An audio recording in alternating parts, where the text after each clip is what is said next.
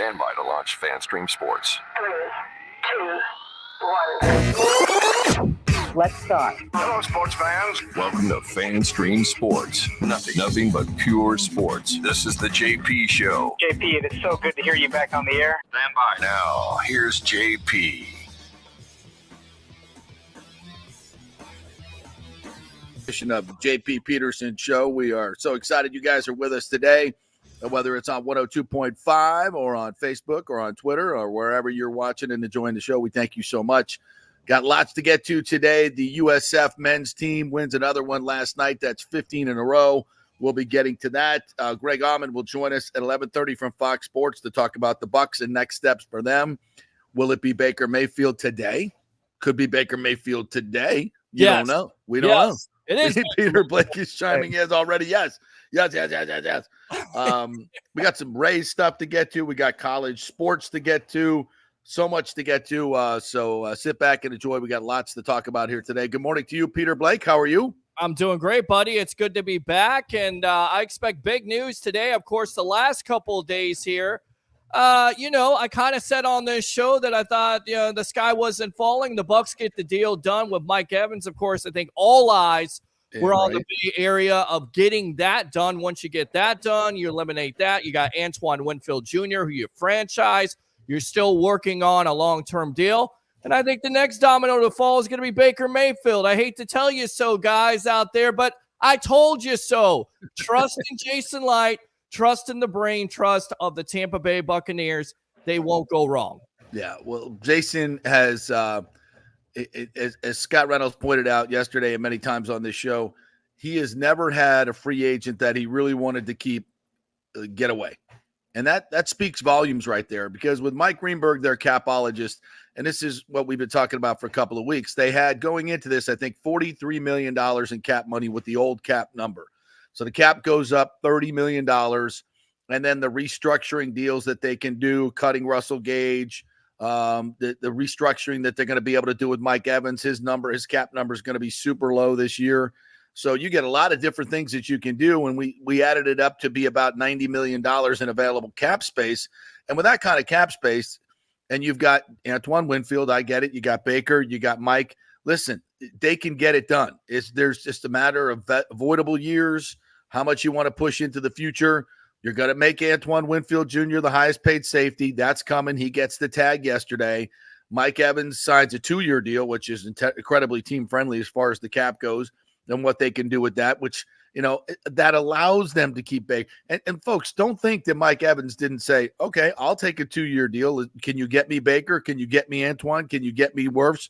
I mean, to me, this whole Mike Evans thing was kind of a Tom Brady thing, where, once Mike comes back and is in the fold, we can get everybody back. We get his cap number low, and we're off and running.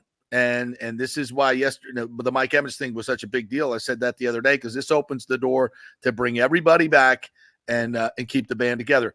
And it's interesting because I love the national media. It was, Mike Evans is going to the Jets. Mike Evans is going to the Texans. He wants to play with an elite quarterback and win a Super Bowl. That means he's not coming back to the Bucs. Blah, blah, blah, blah, blah, blah, blah. They always, Colin Cowherd's the worst. They always want to just dump on the Buccaneers, no matter how much. They don't want to recognize the Bucs are one of only 2 teams that have been to the playoffs 4 straight years and won a Super Bowl in that realm as well with Tom Brady. Nobody wants to talk about the Bucs in the same rarefied air as the Chiefs. I get it. The Chiefs are in a different realm right now. I get it with Patrick Mahomes. That's not what I'm saying. Didn't they beat the Chiefs, by the way? They did beat the Chiefs. I'm just checking the scoreboard there. Super Bowl 55. As Antoine Winfield would say. Right, 2. Deuces. Yeah. Deuces. See you Peace later. Out. Yeah. They beat the Chiefs. Now the Chiefs have won 2. Bucs have won 1. But that matters. But look, and we're not comparing where the 2 franchises are right now. But it is fair to say they're the only 2 teams that have been to the playoffs the last 4 years. And if this team stays healthy and they bring Baker back, which I fully expect them to do, maybe it's today, maybe it's I don't think he's going to reach free agency, folks. I don't think that's happening. And by the way, there's news out there. The Steelers have evidently reiterated that they are not interested in Justin Fields, and they are not even interested in bringing in, either Baker Mayfield or Kirk Cousins not Justin Fields. If they do anything, they're probably going to bring in Ryan Tannehill, who has some familiarity with Arthur Smith, their new OC. So that looks like the Steelers are out. The Falcons, all the smoke there looks like it's towards Justin Fields. Now, the only reason that hasn't happened yet is because Ryan Poles at Chicago is delusional as to what kind of compensation he's going to get for Justin Fields. He thinks he can get a first-round pick. He's not getting a first-round pick for Justin Fields. Take your second and your fourth, the Falcons are willing to give you, and move on. And go get Caleb Williams and go do what you got to do. And that's going to leave everything points towards Baker Mayfield coming back. Now, look, is Baker's agent trying to squeeze a little bit more out of the Buccaneers at this point? Sure he is. That's his job. Is Baker Mayfield saying to his agent, look, see what you can get, but we're signing with Tampa Bay. We're signing with Tampa Bay. Wherever that's going to lead, that's where we're going to be. Let the market play out. Whatever it's going to be, we're coming back to Tampa Bay. So all these, these knuckleheads out there in the national media that have Baker Mayfield going to the Patriots, just like they had Mike Evans going to the Patriots, no, not happening. Sorry. Nobody wants to go to New England. No, nobody. Let me get this straight. Tampa Bay. No. He wants to go to one of the worst rosters in the National Football League. Why? Because he's familiar with the coaches. I mean, come on, guys. You got to Cleveland. Like that's a good memory? Right. Like those are good memories from this Cleveland days? I don't think so. Like I'll buy, he has a good relationship with Raheem and Zach Robinson in Atlanta. I'll buy that. But let's just, Peter. Yes. You think Baker Mayfield is going to sign with the Atlanta Falcons? No. After Mike Evans just signed with the Buccaneers? No. You really think he's going to look Mike Evans in the eye and go, hey, sorry, bud. They offered me a few more $1 million. And I know you wanted to play with me this year in Tampa and you signed and you could have gone elsewhere. But yeah, I'm going, no, that ain't freaking happening, people. No, after all Baker Mayfield has done to rehabilitate his image, you think he's going to stab Mike Evans and all his teammates in the back who love him, who universally love him, and a community that has embraced him after 3 other teams said, no, thank you. You really think Baker's that dumb when he can sit here and make what I would guess is going to be close to $100 million in guaranteed money over the next 3 years and stay in a franchise in a place that he wants to be, that has embraced him? You really think he's going to leave that for Atlanta? Well, look, I see it. Yeah, lots of weapons, the coaches, but if he did that, he would be the biggest D-bag ever. Yep. And I don't think that's who Baker Mayfield is. I just don't. For, in chasing a few more dollars, whatever those dollars may be. That's bad karma, bro. It's bad. It's bad juju. And he wants, and that would be a complete antithesis of who he is as I perceive him as a person. I perceive him as a genuine person, and I think his teammates do as well, who will follow him. I mean, when I hear Tristan Wirfs talk about him, when I interviewed Tristan Wirfs and Mike Evans and all these other guys talk about six, when I asked him after, I forget when it was, but I forget which one it was at home, but and asking him like, what's the identity of this team now? And it's like six. It's six. Mm-hmm. That's what it's all about. That's what it's all about.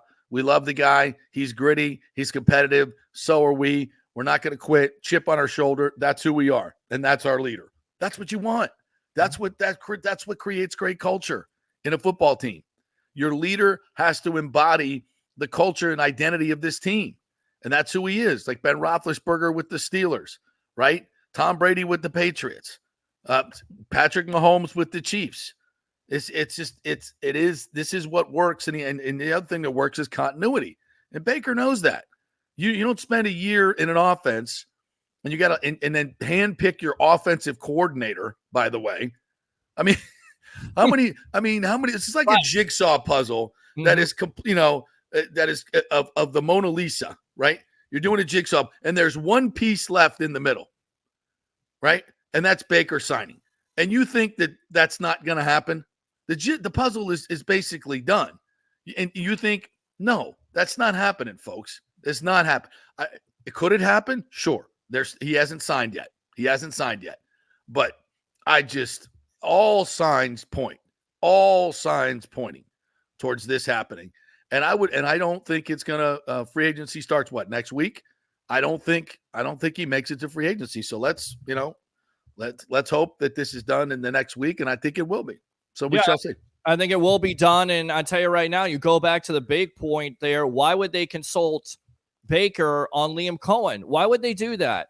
And then on top of it, the failure of Baker Mayfield has been what? The lack of continuity there. Multiple coaches, multiple offensive systems. So let me get this straight, guys. He's going to take an extra $10 million or $5 million more to go to the Atlanta Falcons, which, by the way, is not, one of the best places to live in the first place. Listen, to a guy who's lived in both places in the last decade, it's not even close. No. I like my time in Atlanta. Great people. It was fun. But where these two cities are right now, two areas, not even close. You can continue. No, yeah. So he's going to go to those places, New England, Minnesota, just because he wants the extra money. And I'm telling my co-host the other night, there, Leo, and of course, Harry the Greek on the sports web, listen, I think he may take less. I think he may take a hometown discount because he understands that it is not just about money. It is about stability of the organization. And that has been the big time thing that has come out from all these reports. Maybe he's not going to take a hometown discount, but stability of the organization. When you have Mike Evans, when you have Chris Godwin, when you have all these weapons around you, when you know the offensive coordinator, when you know the area, why would you uproot your new family, which, by the way, his wife is having a baby in April. So let me get this straight again. You want to uproot his family. You want him to learn a new offensive system. Yes. To get $40 to $45 million. Stab Mike Evans in the back. Stab Tristan Wirfs in the back. Stab Right. Yeah, that's going to happen. No sense, guys. It's clickbait. It's thrown out there to get you all excited. Exactly. And they've done this the last 5 years when it comes to this Tampa Bay Buccaneer organization. Remember when they won the Super Bowl? Oh, Jason Light and the organization, they're not going to be able to bring back everybody, and they get it done. The second year after that, they bring everybody back. If not for Tristan Wirfs, Chris Godwin, and Antonio Brown, that goof giving up on the Bucs may have had 2 straight Super Bowls. That's right. They have done it over and over again. Enough with, Peter and the Wolf here. The sky is falling. That is nonsense. I'll believe it when I see it. Same thing happened last year. Levante David, Jamel Dean are supposed to leave. They don't leave. They come back. Why? Because the Tampa Bay Buccaneer organization knows what the hell they're doing. Sit back, put your seatbelt on, and let those guys go to work. That's right. Nathan Elliott says here, and good morning to you, Nathan. Baker takes his offensive line players on a cruise to Bahamas and then leaves. Right. Exactly. I mean, it's just like, maybe the old Baker Mayfield, and I'm not even sure that perception was correct, but because the dude we know now ain't going anywhere. He ain't going anywhere. So look, as you said, sit back and relax and watch it all.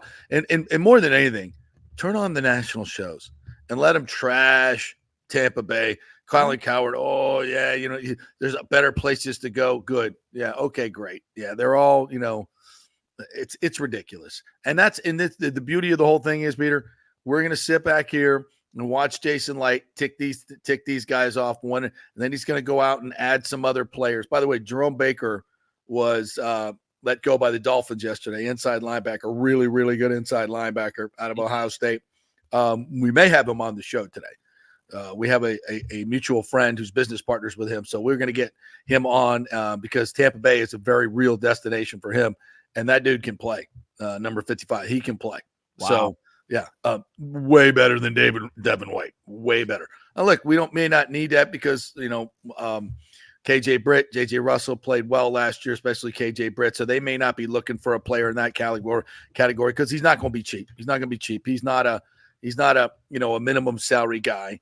And he made some money on his second contract, but he's there. He will have suitors. There's no question about that. So I don't know if he's a perfect financial fit here because they have cheaper players that are pretty damn good, but he's a good player. So it's a possibility. We may have him on the show, but my point is they've got some money to go after other players as well. Not big shot. They're not going after the top, edge rusher free agents. That's not going to happen.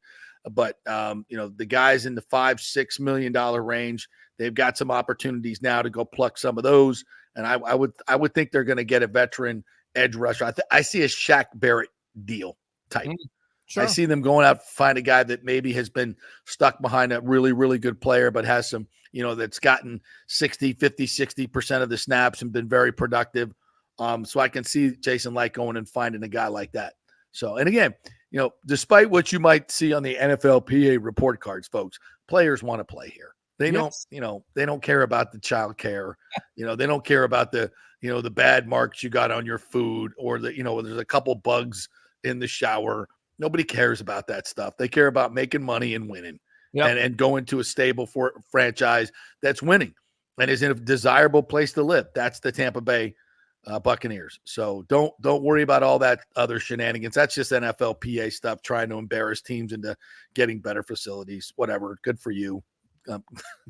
Glad you got that off your chest. Right. And I would be more concerned about Todd Bowles getting a B- as one of the lowest rated coaches. That would bother me. And it should probably bother Todd Bowles as well. Yeah. We're blowing up right now, by the way. We're on Twitter and YouTube. I see that. Yeah. I mean, it's great. And if you want to talk about the Peter Blake effect, you got the whole Facebook thing working and everything. I love it.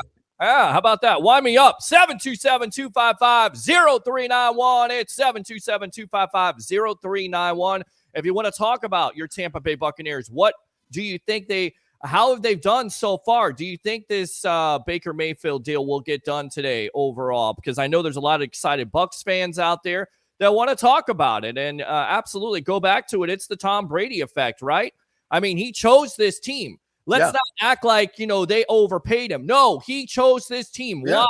Because Jason Light and the Glazers built this team up where they were ready-made. That goes a long way. That still is going a long way. So and the coaching staff. Yes.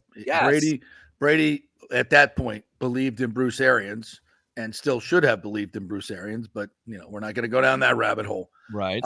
So yeah, all of that. And yeah, that did it legitimize Tampa Bay as a franchise? Absolutely. Now, in the national eyes, I think we all know it was a legitimate franchise. But look, when you haven't won in so long, and Tom Brady brings you a Super Bowl, obviously it changes the entire perception of your team. And then this was my point about Mike Evans signing and you finding Baker Mayfield and making him successful this past year as a group.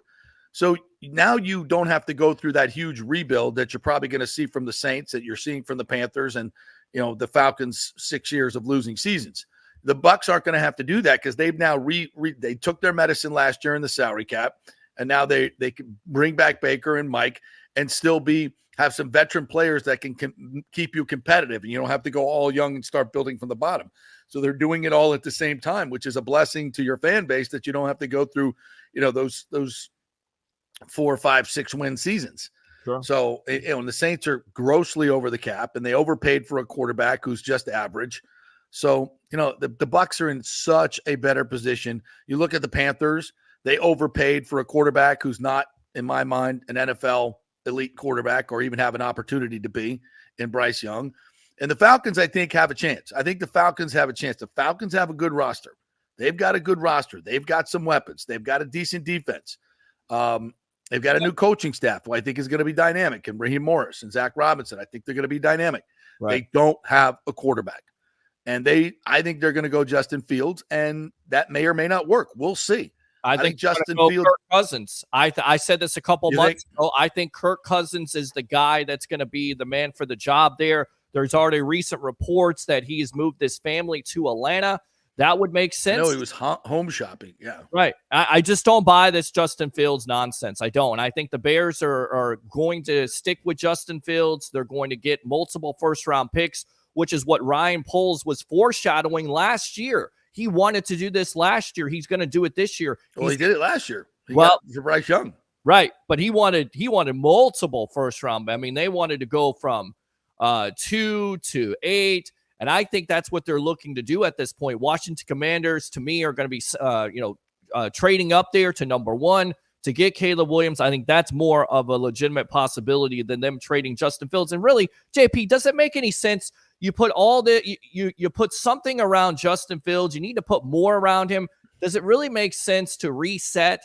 I mean, and you look at Williams, what he did at the combine with, not going for medicals, not doing this. There's so many red flags there. You know what you have with Justin Fields. He's everything. He's people want to say he's a can't miss. Right. I don't see that at all. Right. He went 7-5 at USC, and I knew they had a awful defense.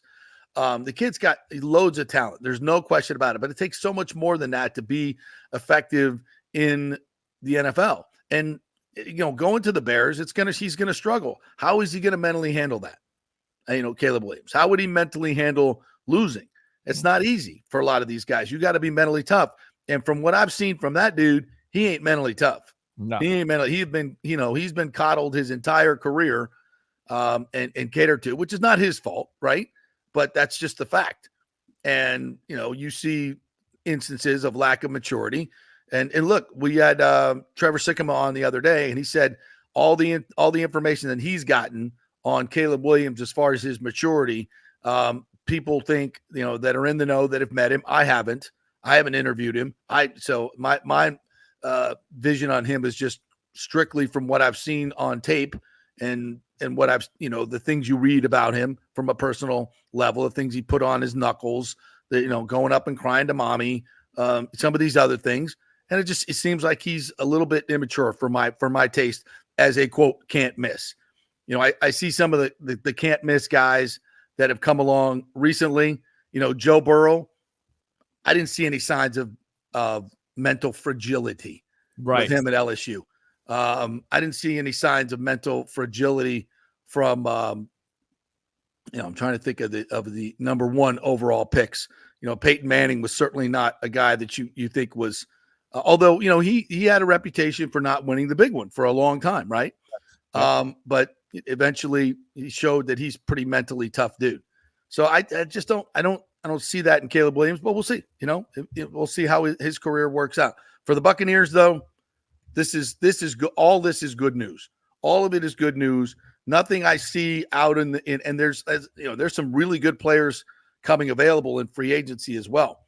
The Seahawks got rid of Diggs and the safety Jamal Adams as well. So there's going to be a lot more players on the market, some really quality players that have made a lot of money that may want to go, look for a place where they want to play, take a little bit less money. He has palm trees and has a great reputation and, where players want to play and they know they can win. They look at the Buccaneers situation with Baker coming back when that happens and Mike Evans signing, and they look at these premium players who are wanted and they see them signing back. That just, reinforces the fact, okay, why would these guys stay if there wasn't something really good going on there? There wasn't a really good vibe going on there. Why would these guys would be chomping at the bit to get out if they have options, right? But they're staying. So that's important. I think it's really important. Yep. And I like Jordan Whitehead, right? I mean, what does it come down to? The grass is greener on the other side. Why? Because of the money. How did that work out with him and the Jets? What if he would have stayed with the Tampa Bay Buccaneers, and could he come back in free agency? Would that be a player for Bucs fans out there that you would like to see? Mike Edwards being a free agent, would that be somebody that you would like to see come back? Because I tell you right now, Ryan Neal, see you later. That was a complete and total debacle last year. So you've got to improve that situation and do your. How did PFF have him ranked as the number 2 safety? Remember we were talking about that? I'm like, if they ranked him that, he must be pretty good. Right. Yikes. Yeah. Yikes. Yeah. By the way, great comment from Rick, who always comes up with some zingers, and I love him. Jason Light, great GM, but not good at cooking and daycare. So true. So you get an F and F minus in cooking. I'll take that. Will you take that? Will you take the Super Bowl? Who cares? Right. Who cares? If I got millionaires complaining to billionaires about daycare and cooking, right? Not my problem. Right. I don't care. Air fryer save lives. Put that down. Write that on the shirt. Yeah. Nathan Elliott says Bowles got a B- because of how he coached, handled, protected Devin White, Ryan Neal, and Keyshawn Vaughn. I agree 100%. We talked about that on the show a lot. And I think other players see that, and that's why, you have issues. And hopefully we've moved on from that. James asked, can they bring Shaq back in a lower deal? I get it, last year, not great, but 2 years now from Achilles injuries, maybe he would be healthier and more productive. Absolutely. And I think, Scott Reynolds said that it probably wouldn't be this year, but maybe the year after. I don't know. I think it could be this year. I don't think Shaq's made a lot of money. I don't think money is really a driving force for him at all.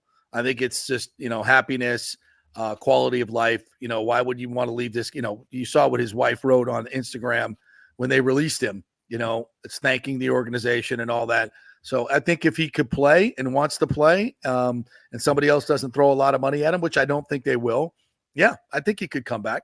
Yeah, I think that's a very real possibility. Listen, I mean, if he doesn't, it tells me that the Bucs feel like maybe Jose Ramirez, their 7th round pick from last year, obviously Yaya Diaby, they may have their eyes on a couple of other guys that they think Marquise Watts. They may feel that these guys are starting to develop and can be better, more explosive athletes at a younger age. And that would be a reason that Shaq would not come back, because he might be keeping those guys from getting meaningful snaps. So is what it is, but I think there is, a chance that could happen. I have 477, whatever your numbers are. There is a number the Bucs will not match on a Baker offer. Yeah, I think there is. But again, I don't think Baker is chasing money. Mm-hmm. I don't think, how much more, let's say the Patriots, how much more would the Patriots have to sweeten the pot for him to go there? 15 $10 million a year. Yeah. So they'd have to commit, 40 to 45 million a year for Baker Mayfield. I know the Patriots aren't, the smartest at this lately. So I don't see that. That would be really, really silly. Why would we love Baker, but he ain't worth that. And then that type of commitment. Have a top 5 pick, so they could pick one of these quarterbacks out of the draft. They can get a Jaden Daniels. So that also, Jaden Daniels not going to be there at 5. They'd have to move up to get Jaden Daniels. I thought the Patriots were at 2 or 3, right? Are they at 2? They're 3. They're 3. They're 3. Yeah. So they could get one of the big 3. Yeah, that's silly. They're not overpaying for Baker Mayfield when they can draft a high-end quarterback. So yeah, I don't think there's a lot of other options out there for Baker. And there are a couple. And I think that the smoke that the Falcons are blowing is just so they can get the money up and try to, get the Bucs to overspend, because anything the Bucs overspend on Baker Mayfield is less money they can spend on other players to beat the Falcons. So I get it. I get what they're doing. That's smart. Put that stuff out there that you're, and that you're really going after Baker.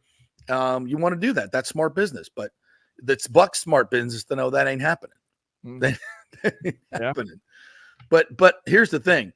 If the Bucs wanted to, in terms of a long-term deal, they could match just about anything that the people throw at Baker if they wanted to. But I do think there's a number where they're like, okay, we can be a better overall team. We love you, Baker. But I just that would make Baker just spitting in the face of everybody who welcomed him in and rehabilitated his whole career. And he's not that guy. Right. He's not that guy. Prove me wrong, Baker. Please don't. But I just would be shocked. Yeah. Falcons media sources are saying, and I've heard from my people in Atlanta that I think that might be a bit of a smokescreen as well.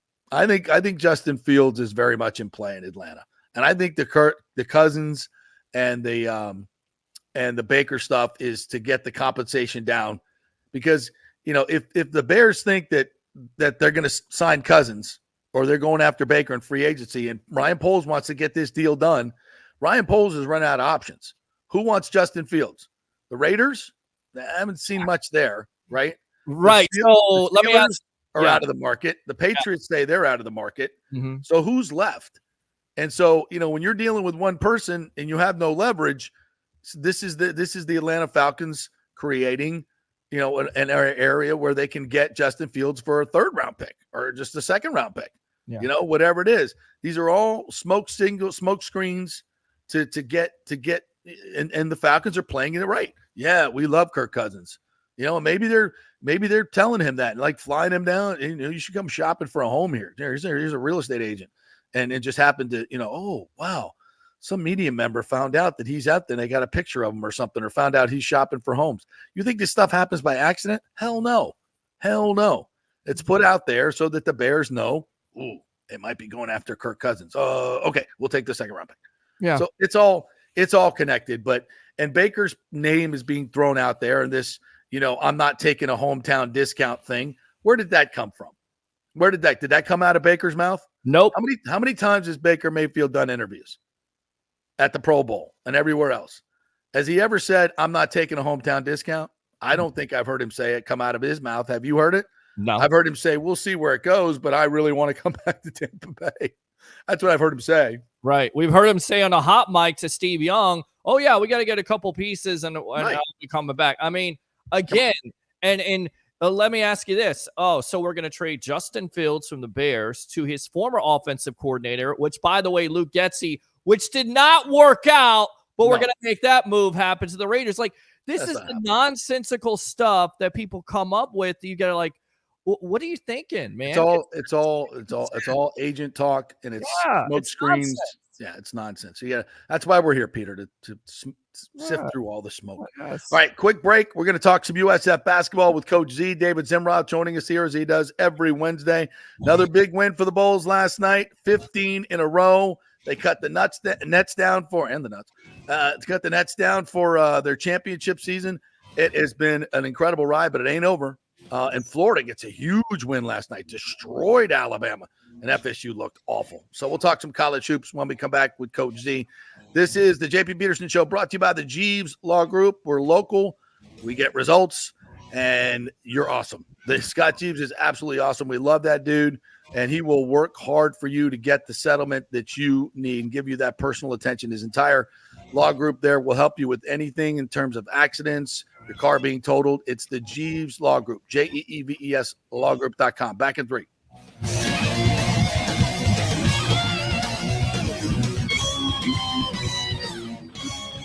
JP here from my friends at your local Synovus Bank, and I do mean friends, and I do mean local. One of the local managers in Tampa is John Acosta, big fan of the show, and I've known him for over 40 years. He's been in local banking since 1983. You talk about developing relationships. You don't stick around for that long unless you're doing things the right way and have a great reputation. And that's the focus company-wide at Synovus. Big enough to handle any complex international transaction, but small enough to answer the phone when you have an urgent question about your business or personal account.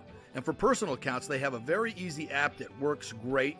You can do everything online. And for large or small businesses, you will get that personal touch and services to help build your business, taking your dreams and aspirations from the whiteboard to reality.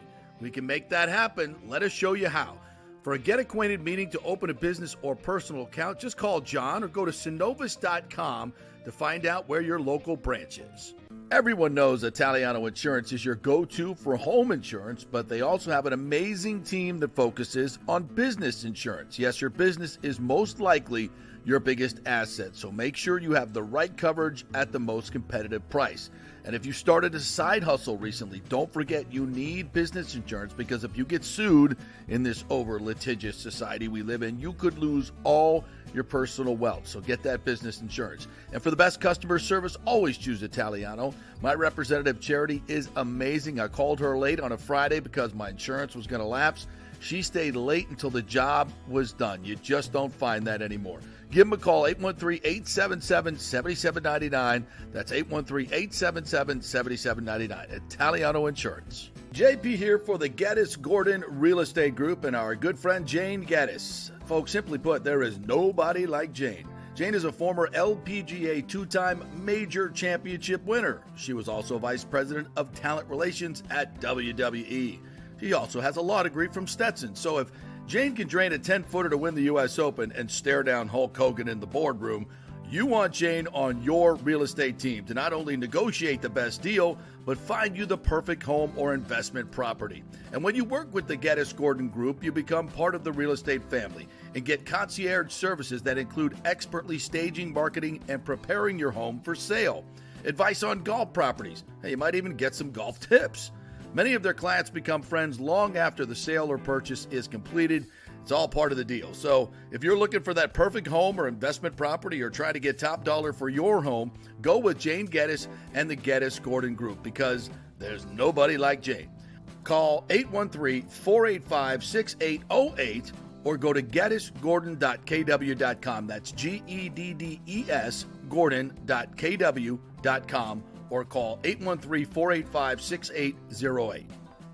Lexi Thompson headlines as the Aramco Team Series presented by PIF comes to town. Featherstown Country Club plays host this March 8th through 10th as the best in women's golf compete for a $1 million prize fund. Secure your place now at AramcoTeamSeriesUSA.tixr.com.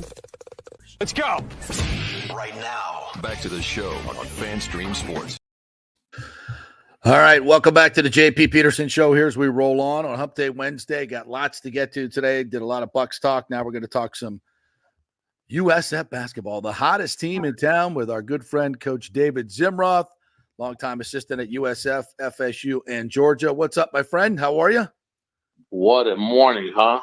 We Yeah. had so much action last night. I can't catch up with everything. Right. Did you go to the game last night? Did not go to the game, but kept up with it and have obviously kept up with their incredible season. So it's just big time stuff in town for sure.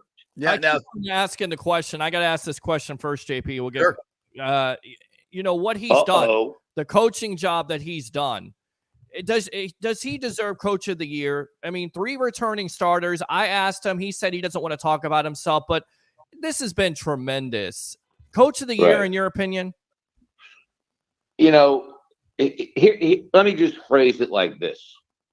I've been following USF basketball since 1975, probably around the time Doug Applin, local kid from Chamberlain High School, signed with them at a junior college after being a first-team All-American.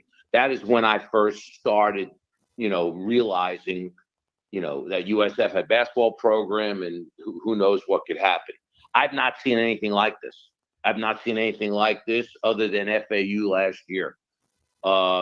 What this gentleman has done, what this coach has done with this program in this shorter period of time is beyond spectacular. And that's a phrase from my old friend, rest in peace, Bob Cowie. Coach of the Year, in my opinion, what he inherited, the condition of the program, the interest in the program, the roster, etc., the history of the program, in my opinion, he should be the Coach of the Year. Okay? What I don't understand is Tampa being the media market it is, that this isn't more of a national story, whether it be on ESPN, whether it be, discussed every night on TV, regardless of what game is on.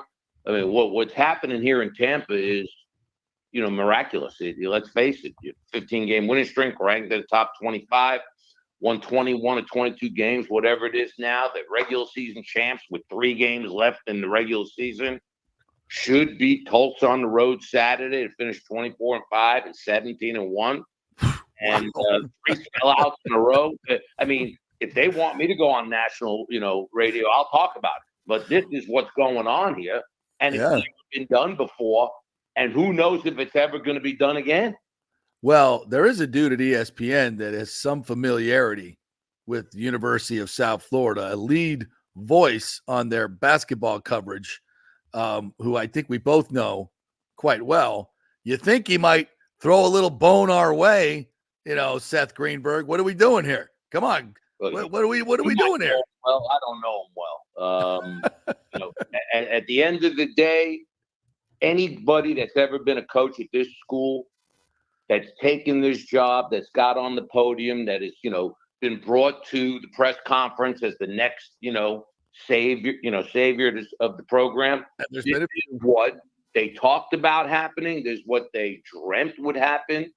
This is, what they always talked about, whether it be at a Kiwanis Club meeting, a Rotary Club meeting, in the locker room, with boosters, in the green and gold room, whatever it is. And for the first time, it's happening. Yeah. And I think it should be discussed at a much more abundant level. And whether he talks about it or not, somebody should be talking about it. He probably won't talk about it because it didn't happen with him. Right. That I was thinking about. I was like, well, maybe that's why he doesn't want to talk about it, because he said it would never happen, and now it's happening. So I was on the staff. Here's the difference. I was on the staff, and this is the reason I came down here from Florida State. I felt that this could happen, and I thought we were on the verge of it happening, and it didn't happen. And I'm admitting it didn't happen. But I think every coach that's ever been here, assistant or head, every player, everyone's been on that threshold. Mm-hmm. And they didn't get over it a couple times here and there, but not on a consistent basis. And that is really what the key to successful basketball programs or any program is. Can now this take place on a consistent basis?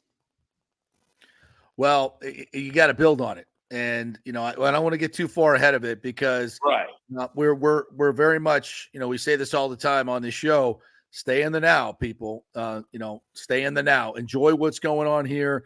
Don't let your fear of the future rob you of enjoying what's happening right now.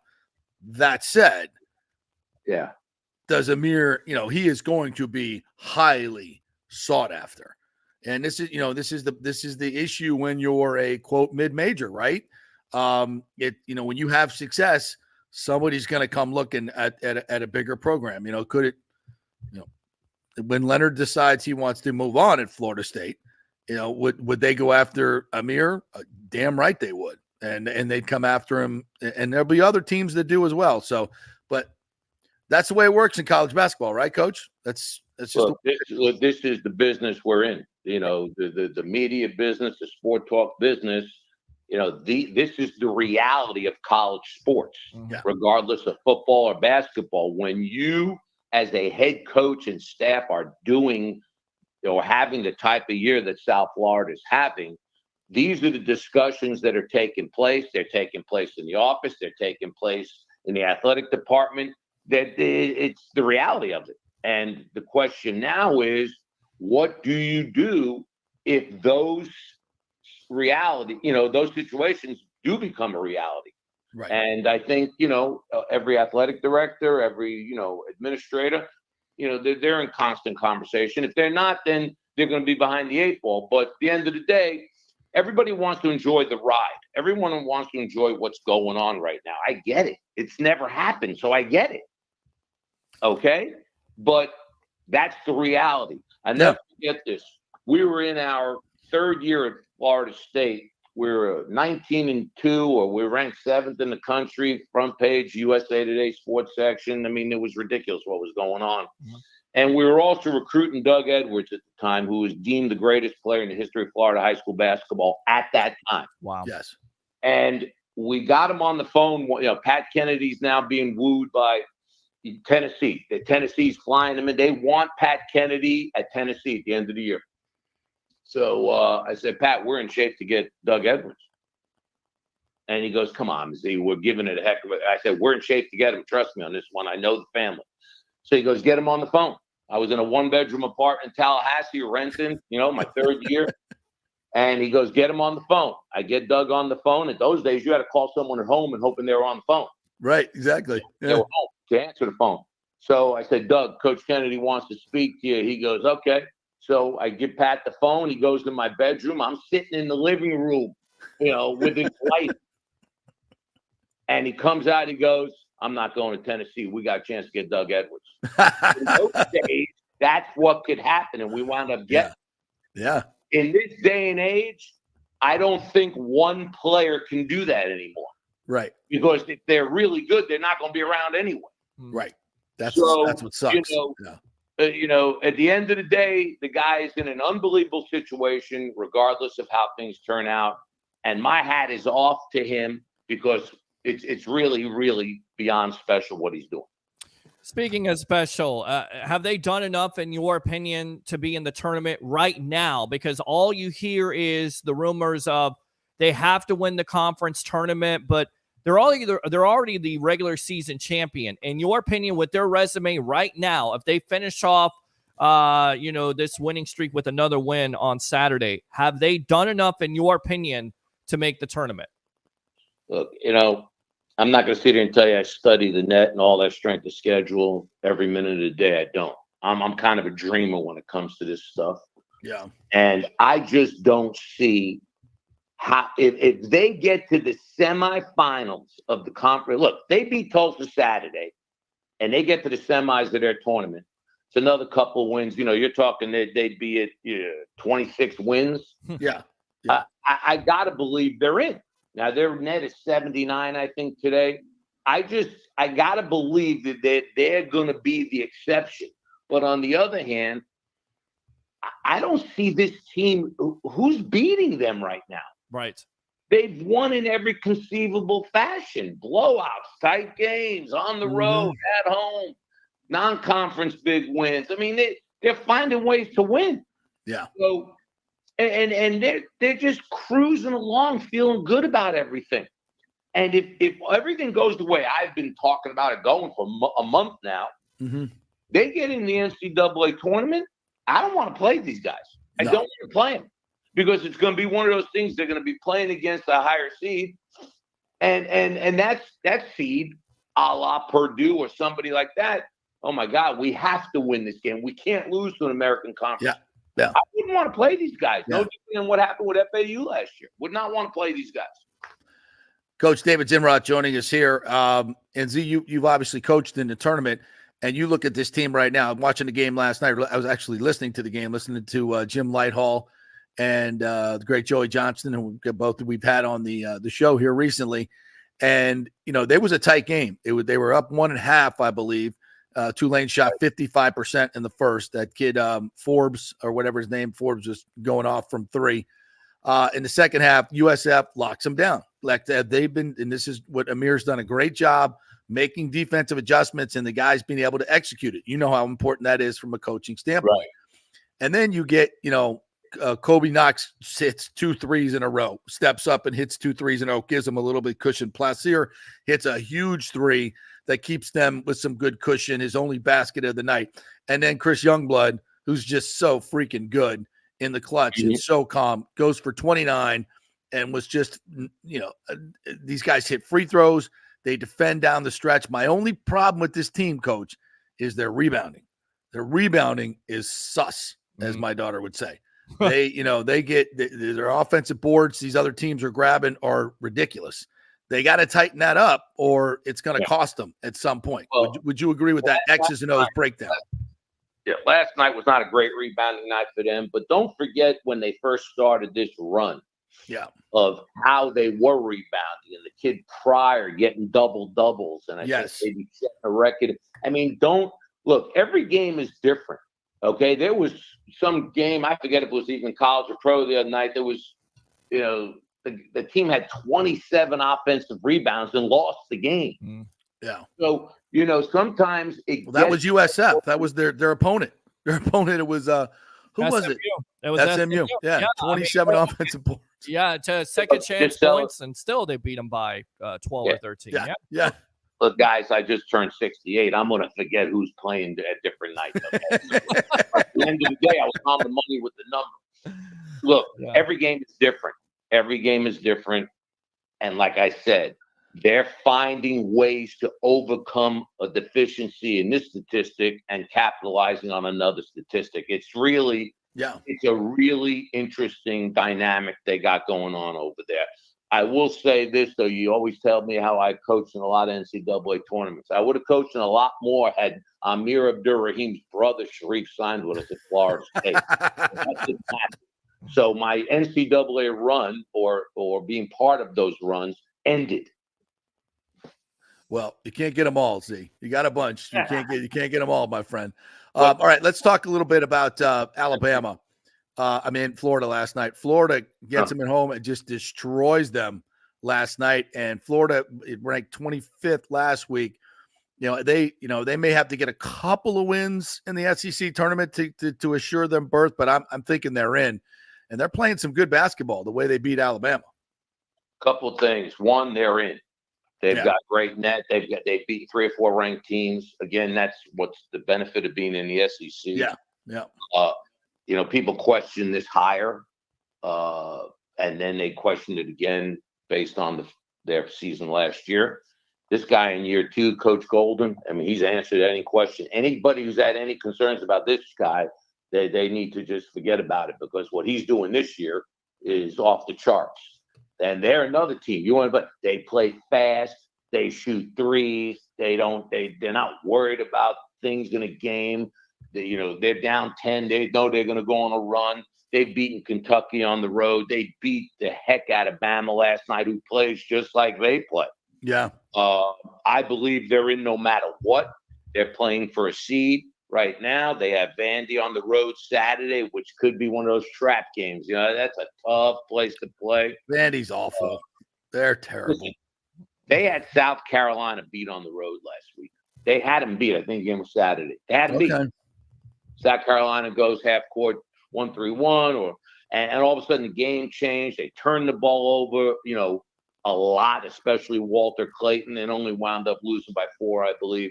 So I think Florida's in great shape, and you know, this guy's done the job. All right, Florida State. I watched that game last night, much to my dismay. And their defense was, I don't know who that kid was for Pitt. Forget his name, but just dropping threes at will, wide open threes. You know, like when I always knew this at lunchtime. When Z crossed half court, I had to get up on him because he's going to shoot and he's going to make it. And now that dude was making everything, and he's wide open all second half. I mean, come on, what are we doing at FSU? And then offensively, man, they struggle when they need to get buckets. I don't know.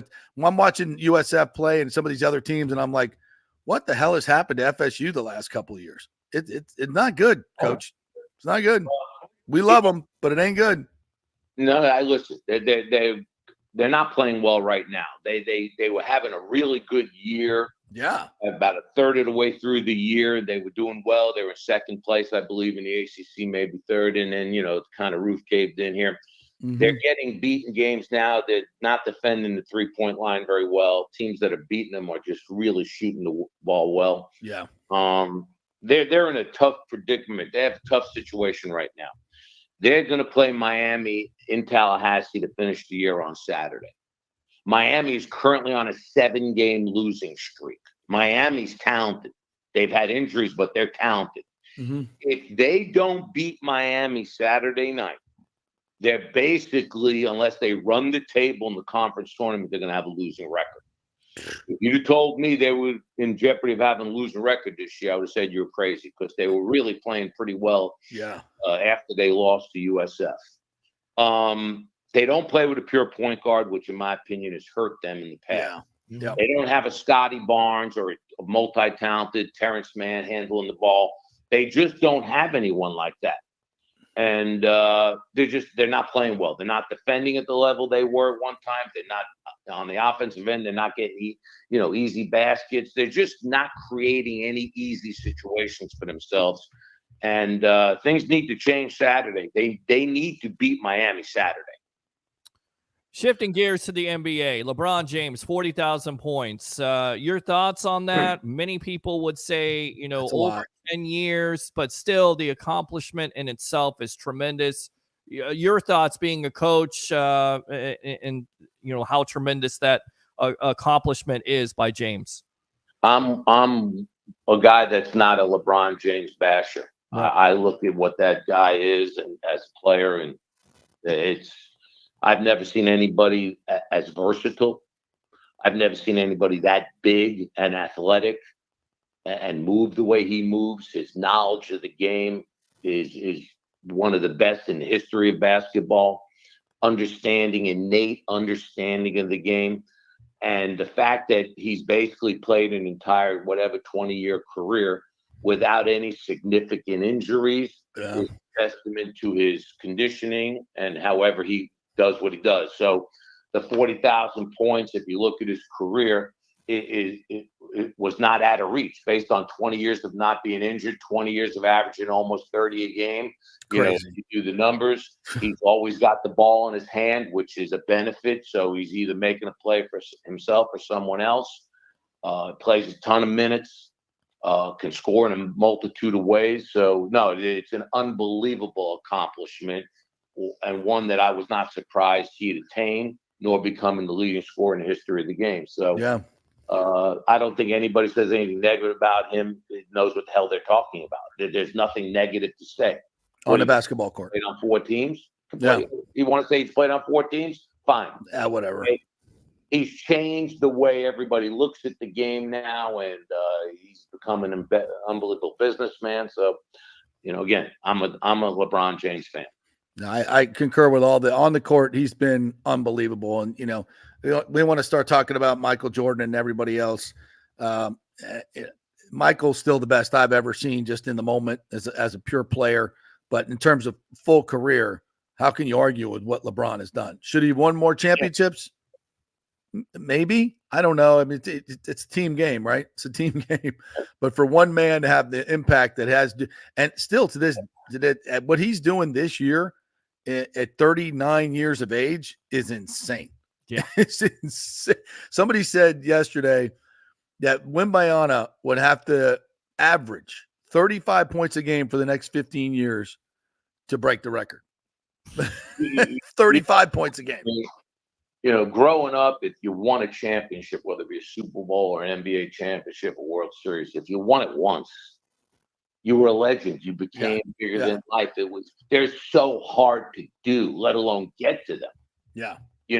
But whenever you hear about the greatest, this and that, if you're basing it, if one of the criteria is winning titles, how come you never hear about anybody from the Boston Celtics? Right. Bill Russell. Why is he not the greatest ever? Right. So when you're talking about the greatest ever, I think there's so many different parameters. It's just, errors. I don't even get involved with conversations because they're meaningless. They're just I don't have time to stand in a bar and talk about who the greatest is. All right, Z. Great stuff, my friend. Anything you want to add? Hold up 1 second. All right. We forgot to mention that UCF is playing tonight in Orlando. Houston. Versus the number 1 team in America, the Houston Cougars. And I don't know how many times the number 1 team in America is coming to the state of Florida, but that's unbelievable. And if they can win this game, they play well at home and build some momentum going into the conference tournament. You know what? We should all be pulling for the UCF Knights tonight. Okay. The number 1 team in the country. And then you got Jacksonville in the Atlantic Sun semis.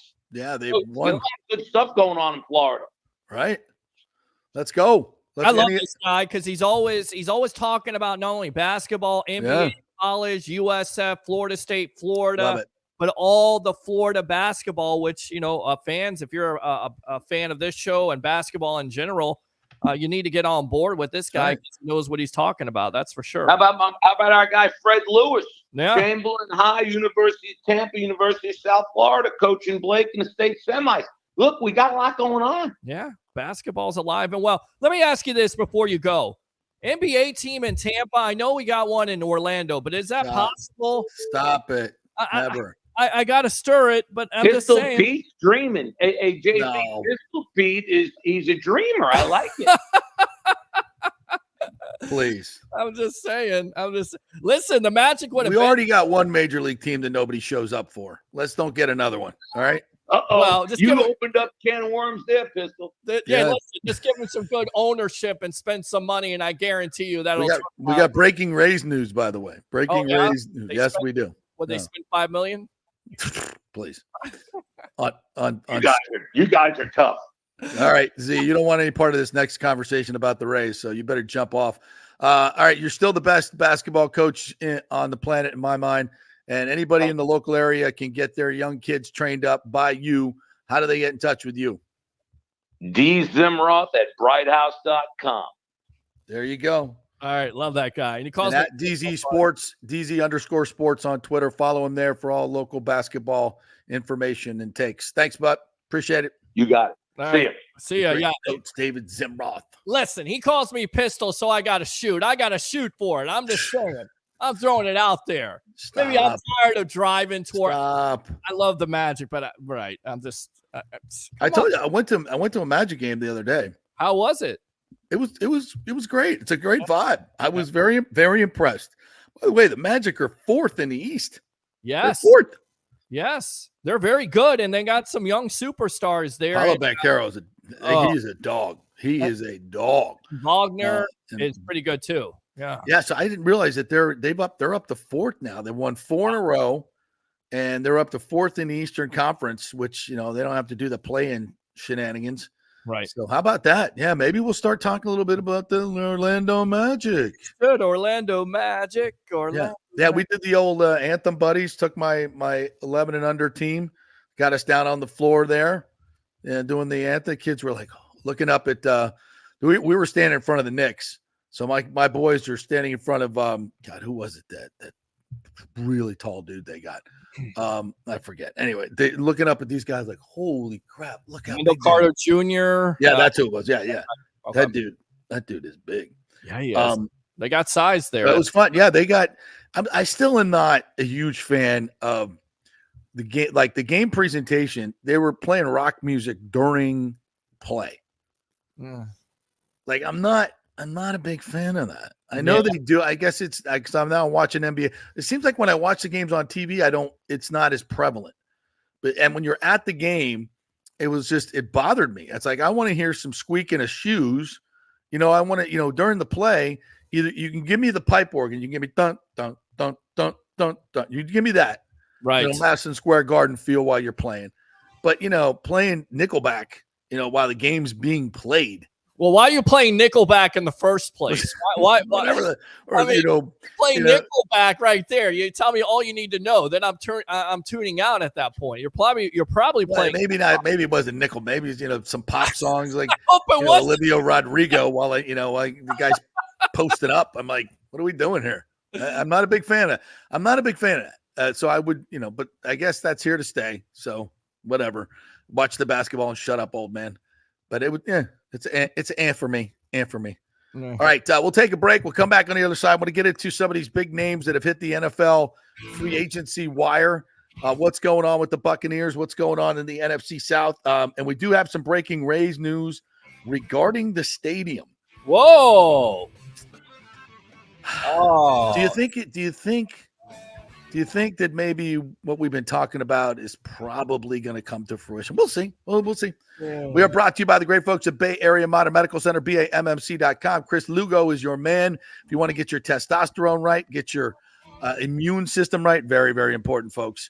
Nutrition, get a personalized nutritional plan for yourself, exercise plan.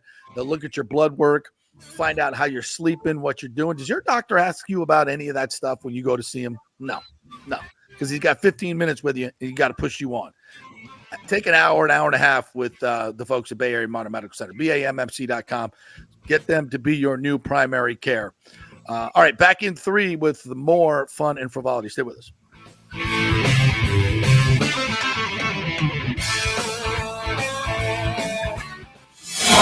This is The Strike. 102.5 WHPT, HD2 Sarasota, Tampa, St. Pete. JP here for the Jeeves Law Group and my man Scott Jeeves, who lives right here and has long been a highly respected member of our community. He's a proud sponsor of the Tampa Riverwalk. Jeeves Law Group is also a proud sponsor of our Grand Central District in St. Pete and has neighborhood events throughout the year. He has an office on Central Avenue in St. Pete and one on South Howard in Tampa. You can't get more local than that. So when you need an attorney, you're going to hire some huge firm that advertises all over the state or the one that supports your favorite sports show. It's the Jeeves Law Group. We're local, we're trusted, and we get results. For personal injury and personal attention, call us for a free case evaluation. That's 8889-JEEVES. That's 8889-JEEVES. All right, this is for all you guys who don't want to go to the gym and do 5,000 crunches. At Bay Area Modern Medical Center, you can get on the new True Body machine where you can reduce fat and tone up your muscle. It's like doing 54,000 crunches in just 15 minutes. Define your body as you see fit. True Body offers personalized muscle stimulation that delivers the equivalent of those 54,000 crunches in just 15 minutes. Just get in touch with them at Bay Area Modern Medical Center, BAMMC.com. Chris Lugo and the team over there will set you up on True Body and get amazing results. Non-invasive with comfortable and little to no pain and zero downtime. You can isolate and target those areas that you want to improve and treat multiple areas simultaneously. It's an amazing machine, so check it out at Bay Area Modern Medical Center, BAMMC.com. Did you know Steve Weintraub founded the Gold and Diamond Source over 40 years ago by selling gold-plated sand dollars? And to celebrate, the Gold and Diamond Source is selling gold sand dollar jewelry with the proceeds supporting Julie and Steve Weintraub's foundation, Hands Across the Bay. Yes, in 1984, Steve opened their first location, expanded to 9 stores as far as Atlanta, but now they've consolidated all that inventory under one roof, becoming one of the largest family-owned fine jewelry stores in the country. Julie, of course, joined forces with her husband 20 years ago, and they're going to celebrate by offering up to 40% off select jewelry items. Plus, with gold prices near all-time highs, it's the perfect time to trade in your broken or unworn pieces for something new and stunning. Unlock the value in your jewelry box today at the Gold and Diamond Source. It's always one place, and it's always a great place. The Gold and Diamond Source celebrating their 40th anniversary, 3800 Olmsted Road, always online at thegoldendiamondsource.com. Let's go. Right now. Back to the show on FanStream Sports. All right, welcome back to the JP Peterson Show. As my host right there is about to come on here, so open phone lines, some breaking news when it comes to the Tampa Bay Rays. We'll get to that in just a moment. And, of course, Bucs fans out there, lots of news here the last couple of days with the Mike Evans signing, Antoine Winfield Jr. being franchised, and is Baker Mayfield going to be re-signed today? Will that be the big news? Of course, Mr. JP Peterson here of the JP Peterson Show will have the breaking news. And what is going on, my friend? Again, blowing up there. Thanks a lot for all the support there on Twitter, YouTube, Facebook, all those. Blowing up today. What are you doing? What are you doing with the algorithm today, Peter? I don't know. I guess they like me. I guess they missed me here the last. Yes, that's where you been? I know exactly. I'm right here to talk sports with you. So what's this Tampa Bay Rays breaking news? Let me guess. The stadium is delayed once again. This is in the Times today. Just updated 44 minutes ago. And remember when it's back in September, Peter, when they announced the new stadium, and the cheerleaders were there, and all the mayor and all the county commission. Woo, it's going to be great. Like a pep rally, like a pep rally, or one of those infomercials that you see at 1-2 o'clock in the morning when you can't sleep. Yes, it's only going to cost the city $450 million, and we'll split that between Pinellas and San Pedro. So it's only $200 million. And I'm just literally laughing out loud, like you people, you jumping up and down. You don't even know what the numbers are yet. You have no idea what the numbers are. I'm like, we've seen this before, folks. They're going to tell you it's all done and blah, blah, blah, blah, blah. When it comes down to brass tacks and Stu has to actually pay money. No. And we had Tom Mullins on last week. A couple guys, him and his partner have this nohomerun.com. Check out the website, and we went through all the real numbers, and these are from guys, ex-Raymond James associates who actually have dealt with these urban deals, these huge development projects, so they know where the money is hiding. They know where the money should be going, and they looked at this deal and went, wow, what a boondoggle. This is not $450 million of public money. Try $2.4 billion of public money that you're either losing or spending. It's a total impact of $2.4 billion. They're going to do it with the doctor. Yes. $1 billion. I mean, so what's happened now, as predicted here at the JP Peterson Show, the people that are voting on this are starting to get a little squirrely, obviously, because now they're actually seeing the real numbers and not what the Rays have fed them in their one-on-one secret meetings behind closed doors. Now it's got to finally come out into the open what the real deal is. And you think that these public officials have the stomach to sit there and swallow a $2.4 million hit? No, they don't. So this is announced this morning. The city and Pinellas County officials would likely vote in early 24. The plan went. So blah, blah, blah. But this is, let's see. But with early 2024 well underway, the timeline has only gotten fuzzier. On Tuesday, County Administrator Barry Burton told commissioners that he had no projected timeline for when he'd have an ironed out deal for them to discuss. So here we sit in March, and we still don't have an ironed out deal and the final numbers. You know why we don't have it? Because now that they see the numbers, they're like, this can't be right. This isn't what we were told. This isn't what we were sold publicly. And this is why the Rays did all the fanfare. This is why Brian Aldis said, we've got a timeline. And if you guys change the timeline, it will fundamentally change the deal. Pressure, pressure, pressure. Give us that money. Give us that sweetheart deal. Or we're going to say, we're not going to deal with you anymore. The same thing they did to Tampa. The same thing they did with the two city plan. The same thing they're going to do. The same thing they did to Mayor Kreisman and Mayor Baker and everybody else that they've ever dealt with. Lie, lie, lie. Don't deal in good faith. Pick up your ball and go home. And now that these commissioners see the deal and they want more information, it's going to be a problem as we continue from the Times story that was just updated. It's very complicated, Burton said during Tuesday's county commission meeting. We're in the thick of it, but I don't have a timeline. Shocker. Burton said attorneys have been reviewing the details of the proposal and that Rob Gertis, the city administrator who's been St. Pete's lead negotiator on the deal, set a deadline for documents to be ready in 3 weeks. Yeah, he wants a deadline. And he's been the point person. He's the one that's been shooing this all down the line. So water is wet. That's basically what you're telling me. Water is wet, like always. And once again, we're dealing with a stadium debacle, which is what we have been dealing with being in the Tampa Bay area the last 10 to 15 years on.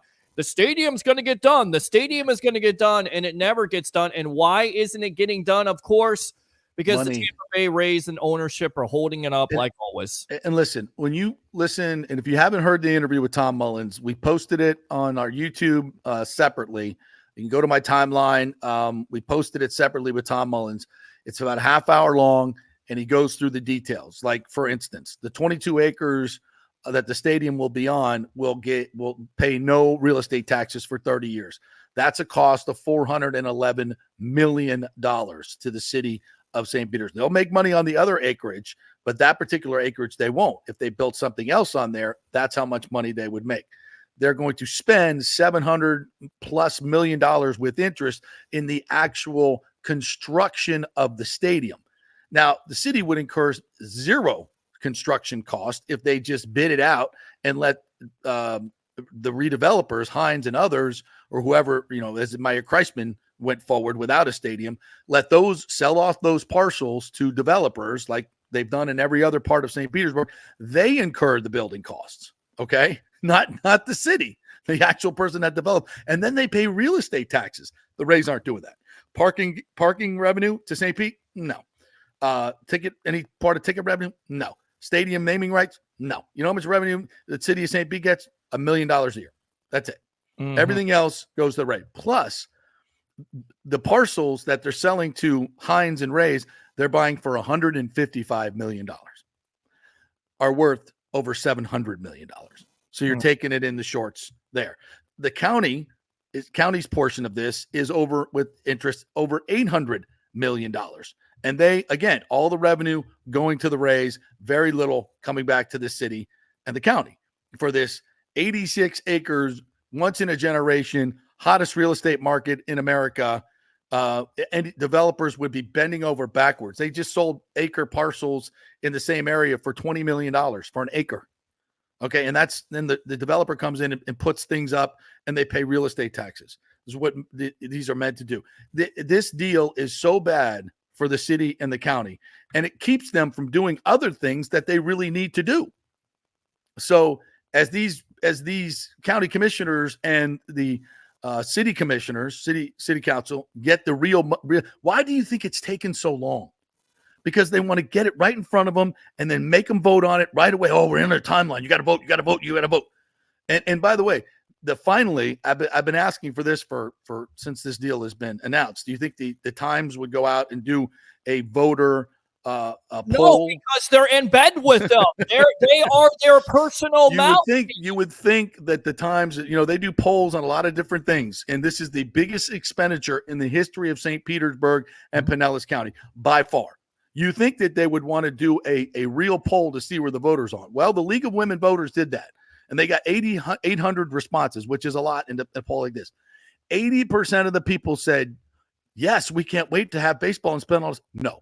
80% of the people said, no, we don't want it. And you think that people that are and on a commission or politicians are going to look at 80%? You can't get 80% of the people to decide that 2 + 2 is 4 in this country. Right. 80% of these people are like, no, we don't want this. We don't want this for downtown St. Petersburg. Hell no, we don't need it. Right. But yet the mayor is going to put through the biggest expenditure, handicap his city from doing other things that really need to get done, like stormwater, renourishment of the beaches, affordable housing, like real money for affordable housing. Affordable housing. Real money for affordable housing, not some trumped up political idea to put it next to a baseball stadium, which is the dumbest thing ever. Right. I mean, it's such a ridiculous deal, and it only benefits Stu Sternberg, who, by the way, has been no friend to the city of St. Petersburg. All he's done is look you in the eye in St. Petersburg, which is why 80% of the people don't want to do the deal, and said, you're not a major league city. You don't support the team. We don't like you. We're moving. We're going to Tampa. We're going to Montreal. We're going anywhere but here. And yet now he loves St. Petersburg. Why? Well, $2.4 billion. Not going directly to him. I don't want to say that money. That's what it costs the city. But the money that he's going to make out of this deal is just ridiculous. Hundreds of millions of dollars, which of course is what St. Pete should be doing, giving hundreds of millions of dollars to a billionaire who has just literally looked you in the eyes for a decade and told you don't support the team. You're the reason I can't spend money. Lie. Right. You're the reason we don't have a big payroll. Lie. You're the reason I'm broke. I'm uncomfortable with a $90 million payroll and we're going to lose money. Lie. I mean, and you want to go into business with this guy who's done this to you and is not. If you talk to Rick Kreisman, who doesn't want to be public about it, I get it, because you don't want to, get in the way of the current mayor. I get it, but I mean, he's the guy who did these deals and dealt with the Rays for what, eight years trying to get this done. And he knows damn well what's going on. And it's not good for the city of St. Petersburg. And if it were up to Rick Kreisman, he'd already have shovels in the ground, building things on that, in that area. And there'd already be a stadium in Tampa. And there'd already be a development with thousands of high-paying jobs and well-paying jobs on that site, if it weren't for the Rays who held up development in both cities. And you want to do a deal with this guy who's already being sued by his partners. You want to do a deal with a guy who's being sued by his partners and get into this deal with him in good faith. The biggest expenditure who's being sued by his partners for fiduciary fraud. What are the famous words? If they show you who they are, believe them. This organization throughout the 10 to 15 year period has done everything they can to belittle this fan base, belittle the common working blue collar people out there, and not invest in their own product. And they want you to come all the way. How about this? How about you take the 10 to 15 years that you didn't invest in your own team, take that money that you saved and build your own damn stadium? How about that? Because history would suggest that, once again, the Tampa Bay area, St. Pete area is getting screwed because of, you look at the past transgressions of the Miami Marlins. What happened there? They got all that money, and then they were supposed to invest in this team, and they Jeffrey Luria skipped town. And they're left with a $2 billion white elephant that nobody goes to in a terrible location that they already knew was a failed location. Wow, that sounds familiar. Yeah, it kind of sounds like what they're trying to pull down here. Yeah, right? Exactly. And by the way, if the councilman or this the commission would like to, know this, everybody who voted for that thing in Miami was thrown out of office and their political careers were over.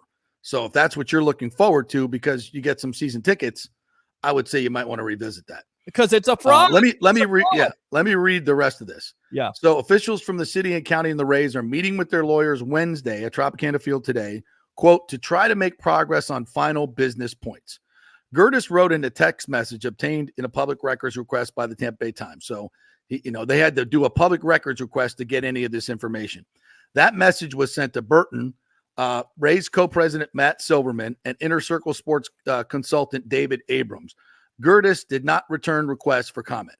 So here's the guy who is negotiating with the Rays with the city, and he will not, the biggest deal as we outlined, and he will not return requests for comment to the Times.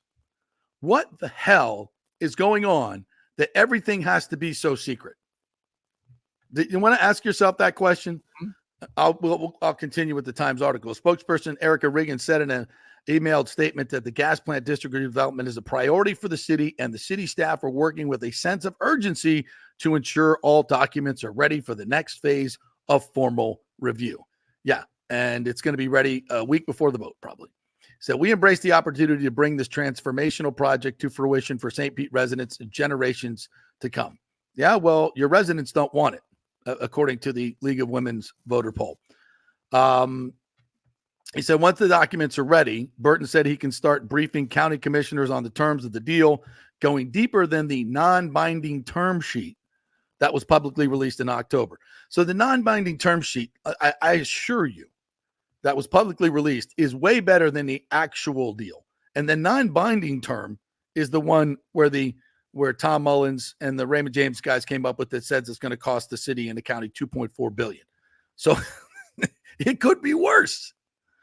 Right. Quote, I assure you that we'll have individual discussions on these before we bring them up publicly, he told commissioners. But the devil's in the detail, and we're in the heart of the detail right now. So, again, it's County Commissioner Janet Long, proponent of the deal, and as it's been publicly described, asked about a timeline in Tuesday's meeting, where she noted she'd met with Rays leaders recently, one-on-one, by the way, to keep it out of the Sunshine Law, and said that, quote, time is not our friend on this issue. Rays co-president Brian Auld has said that the financial details projected in the team's proposals are dependent on construction starting this fall. So, again, the Rays putting heavy pressure on the commission and the city council to adopt the deal quickly. You know why? Because they don't want public comment on it. They don't want us doing what we did on Friday and getting the real numbers out there so the voters really know what's happening and can give feedback to the county and city commissions. Yeah. They want to ram it through. This is why all this is being done the way it's being done. And then you as a constituent in St. Pete and Pinellas ought to be going, what the hell's going on? Now, I know I hear a lot of Rays fans out there like, JP, shut the hell up. They're going to spend the money. What do we care? We don't want the Rays to go to Nashville.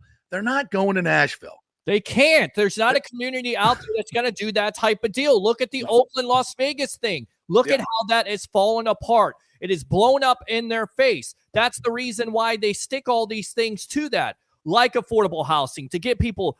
But really what they're doing is they're presenting the hamburger. They're supposed to present the steak, and they're giving you the hamburger instead. It's an old sales technique. It's a snake oil salesman technique by the Rays ownership, in my opinion. I'm trying to look at some of these others as we do this live. Because usually what happens is when I read these stories is about the paragraph 12 is the real doozy, where you get the real negative comments from the city councils and other people. Okay. Other county commissioners said Tuesday that while they're eager for more details, some of which will likely emerge publicly at a city council meeting in April, they also don't want to rush a decision of this magnitude. Commissioner Dave Eggers said it's hopeful that they'll reach a resolution this calendar year. Brian Scott, the commission's vice chair, said he's aware of the Rays' desire to open a new stadium in 2028, but doesn't want that timeline to preclude taking time for legal diligence and healthy public debate over the deal. Thank you, Commissioner Eggers. Thank you. Sorry, that was Brian Scott. At least from my perspective, if that wasn't until the 29 season, how much of a deal breaker is that? Question mark. Exactly. I don't want to push it there unnecessarily, but if it took the remainder of this year to get the documents right and get everyone on the right comfort level, I mean, we're talking about a 30-year investment here. Oh my God. There's a commissioner that is saying, listen, can we get the deal and really look at the numbers and get some public discussion going on this? Because here's the deal, folks. Will construction costs go up? Yeah, they will. I don't know how much. I can't read in the future, but can the Rays play another year in Tropicana Field? Yeah, they can. You think 2027 it's going to suddenly implode? No, folks. They can play another year in Tropicana Field while they get the new stadium built if they want to. But yes, of course, it's the biggest deal in the history of the county and city. You're going to get the numbers in late April and take a vote in May? No. Right. No, especially when they're, trust me, these county commissioners, and I know this for a fact, and on the city commission, there are people on the city commission that are like, no, the way this deal is constructed, it ain't freaking happening. There is no way we're giving up this much to the Rays.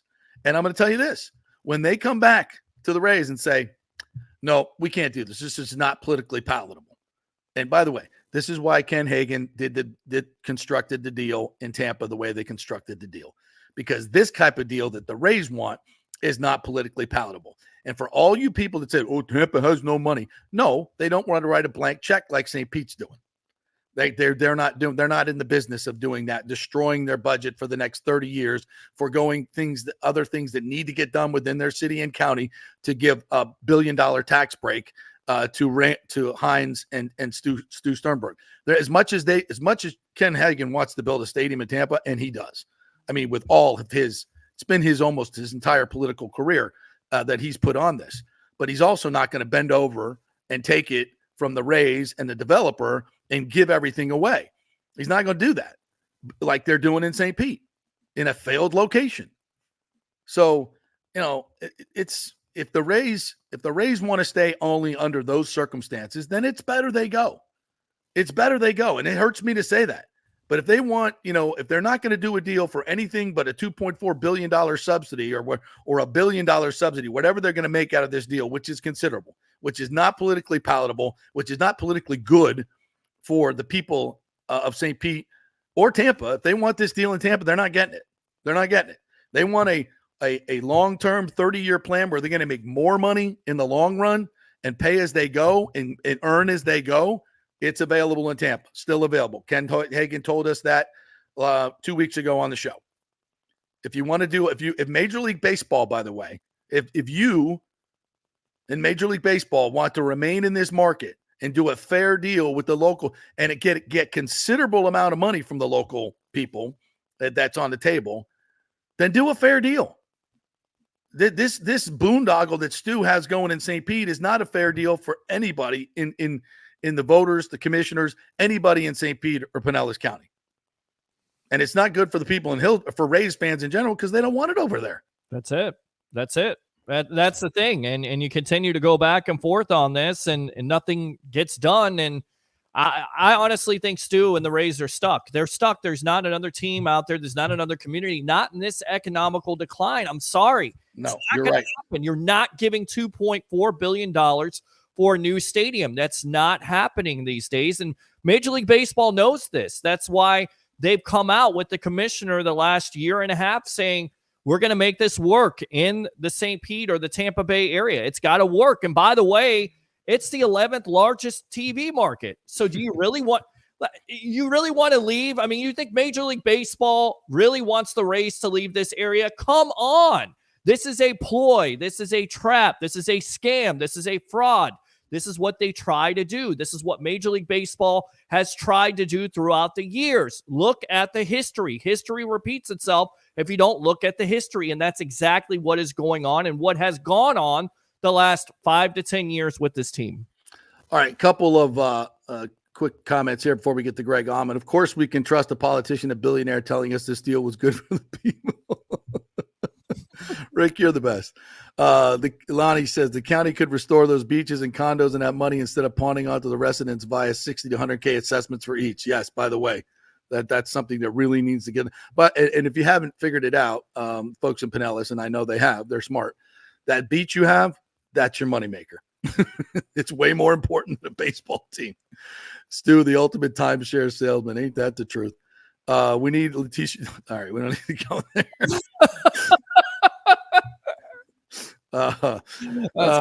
That's Stu money. Although you're right, the Stu money is based on extra.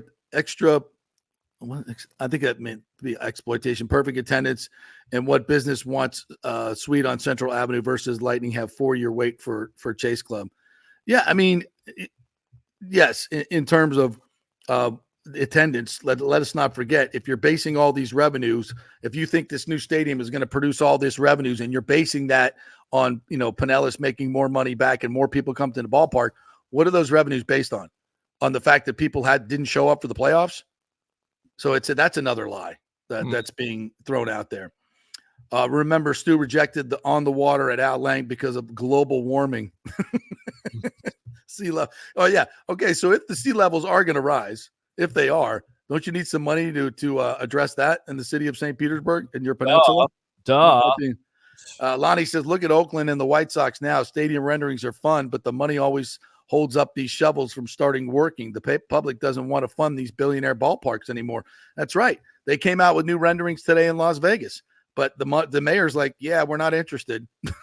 Ain't getting done. It's not. They're stuck in Oakland. They're stuck in doing a deal with them. That's not necessarily the best deal they want, but that's what it comes down to. All right, quick break. When we come back, Greg Allman's going to join us. We'll get back to talking about the Bucs. Antoine Winfield tagged. What's happening with Baker Mayfield, Levante David? What's going on in the future and around the NFL? Greg Allman, Fox Sports, coming up next. Stay with us. Hey,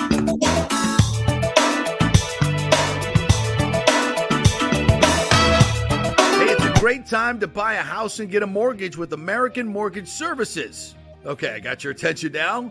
But JP, rates are at 8%. That's true, but I spoke with our friend Scott Fitzgerald at AMS Tampa, and this is what smart people are doing. Rates peaked at 8% last month, but they've come down, and AMS recently locked some folks in the high sixes. Prices have also stabilized or dropped in some areas.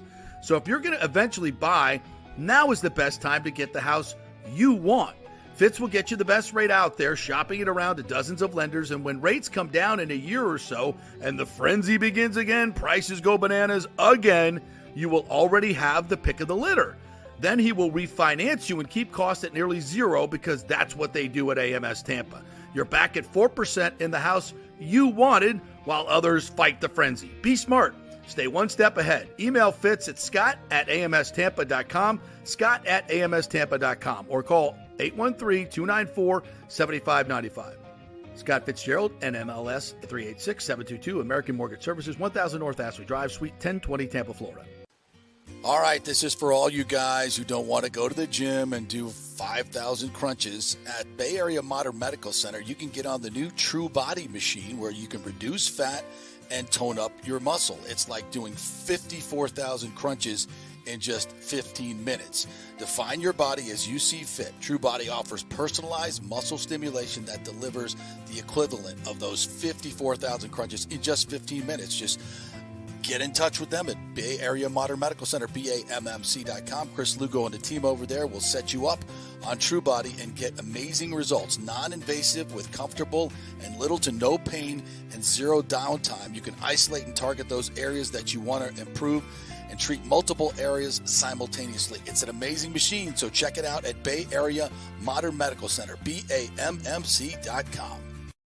Everyone knows Italiano Insurance is your go-to for home insurance, but they also have an amazing team that focuses on business insurance. Yes, your business is most likely your biggest asset, so make sure you have the right coverage at the most competitive price.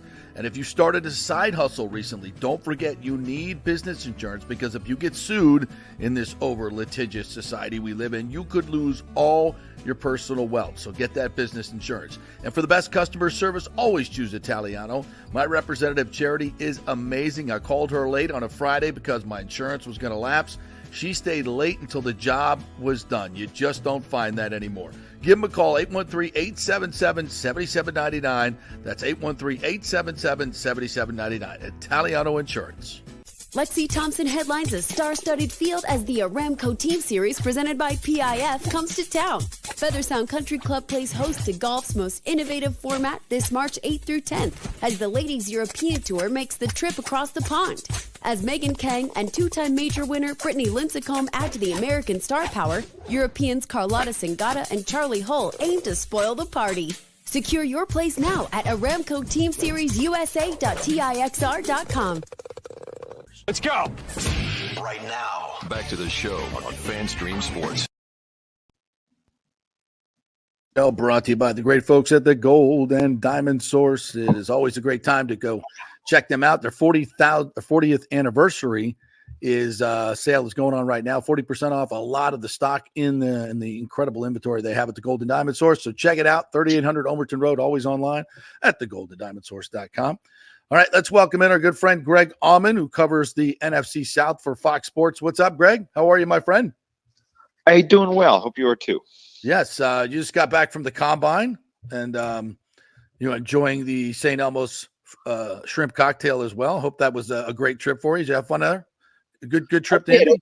I didn't get to the restaurant. It was funny. Elmo's is pretty good about they literally bring a big tray of shrimp, just individual shrimps with their super horseradish cocktail sauce around the media room. So they walked up to me at my laptop and gave me one. I want to know, how many did you have? That's what I want to know. What's the number on that, Greg? I just had one. It seemed impolite to get more. There's a lot of sports writers in the room, so you don't want to necessarily take more than your share. Greg is so much better than you and I, Peter. I mean, we'd be like, yeah, keep them coming. Keep them. Half of Twitter was like, leave the tray. So exactly. Right. By the way, just for the record, that was much better video than Taylor Swift. For me. Just for me. The shrimp looked fantastic.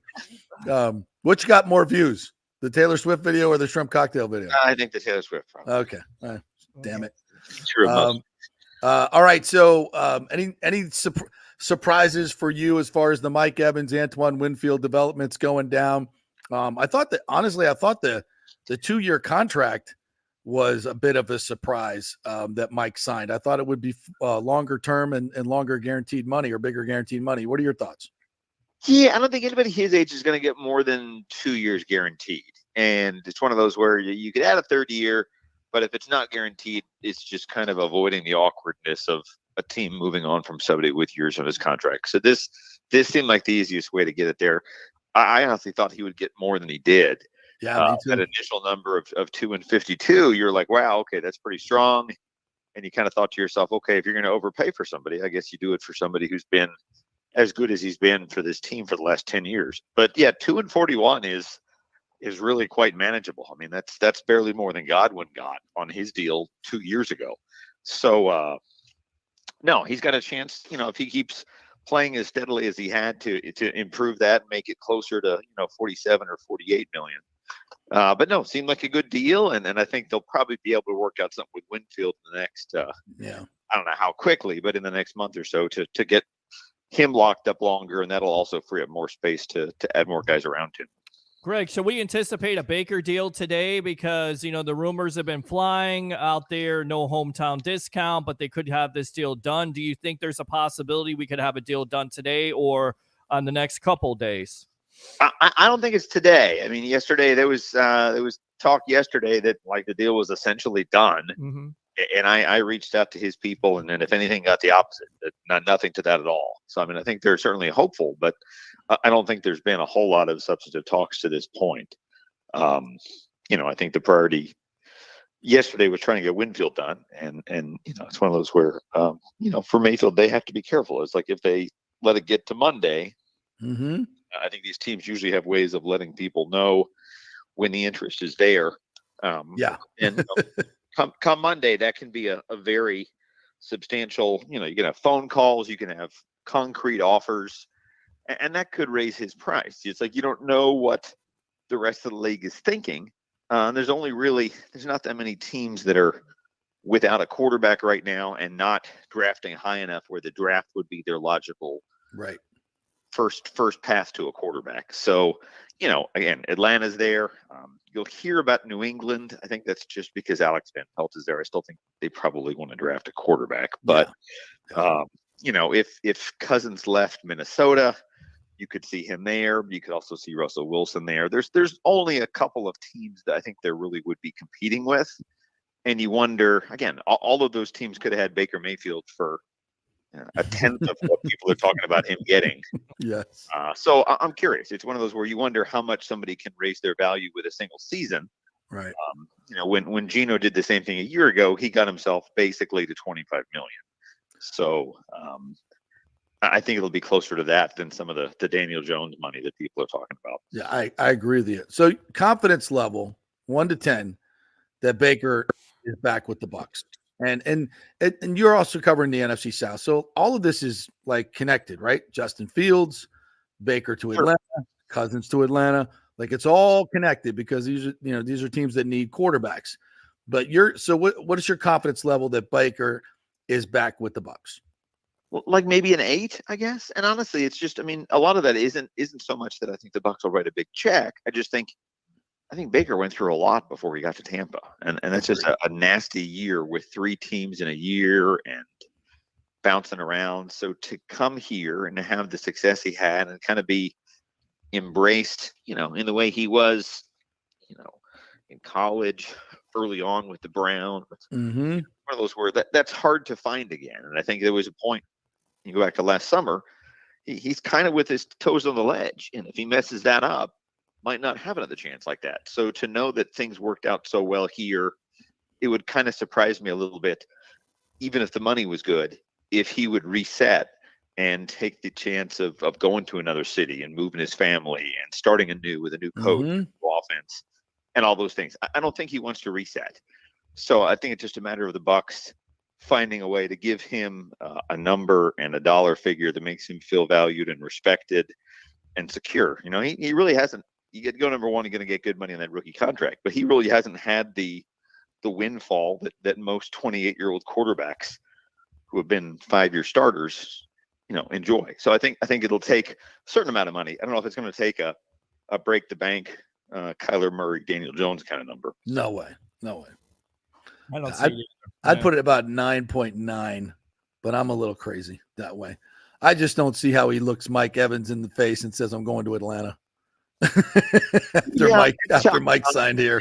And Tristan. And I think for the Bucs to have brought in Cohen, not that Cohen couldn't have got the OC job on his own steam, but that's kind of like hey, let's do some things to make you feel more comfortable. We're trying to get you to sign here. How's about bringing back your best receiver? How's about bringing in a coordinator so there's not an uncertainty? Again, we want to give you known commodities, people you can work with. Nobody else is going to do that, So that to me, I think, is the bigger criteria for him than just a cold, what is your number kind of thing going on, like some free agents might have. Agreed. Yeah, we know you covered the NFC South. So the Atlanta Falcons, how do you see that quarterback situation working out? Is it Justin Fields and Kirk Cousins? Kirk Cousins more so? Because that's where I say they're going. What do you say, Greg? Yeah, I'm intrigued. I mean, it feels like the opposite of last summer. I mean, last summer was kind of the year of inaction for the Falcons and quarterback, and that they didn't sign anybody of consequence. They didn't chase Lamar Jackson. They didn't move up in the draft. And just tried to win with Des Ridder. And obviously that didn't work. And that's how coaches get fired. So I do feel like the opposite makes a lot of sense. We just posted something this morning on what Kirk Cousins would do for them. I mean, that's the absolute swing for the fences, write a huge check to get Kirk to step away from Minnesota and to go somewhere new is going to take a decent amount of money. But I do think he's the kind of quarterback that would elevate them in a way. It's probably not unlike what the Saints wanted with Derek Carr. You have a veteran quarterback who's been prolific for a decade, hasn't necessarily had the postseason success, and you're hoping by putting him in a new situation that you can take a team that hasn't been in the playoffs in a bit and get them back. So that would be, again, that Kirk Cousins per year is probably the high dollar guy, period, in free agency this year. But they have the room for it. They have a need for it. They have a team that seems like a playoff team that they get the right quarterback. So it does seem like it's just, is it Cousins? Can they get their hands on? I mean, Fields would be a more long-term solution. It wouldn't cost as much in terms of money this year, but it probably takes second-round pick, maybe a fourth-round pick with it. They don't have a ton of draft capital, but Justin Fields is from Atlanta. It would be exciting for that fan base. I think they want to do something that's a splash. I don't think they want to have Ridder and Heineke dueling it out in August and September. Greg, having worked in that organization, worked for Arthur Blank for a couple of years, I really get the sense that it's Justin. And I think this Cousins thing and I think the Baker thing is just leverage play to get the deal. Get lesser comp, because Ryan Pohl's sitting there. No, I know you want him. Give me a number one. And they're going, nope, it's a 2, or we'll go get Kirk Cousins or Baker Mayfield. So I think that's what's going on. Would you think?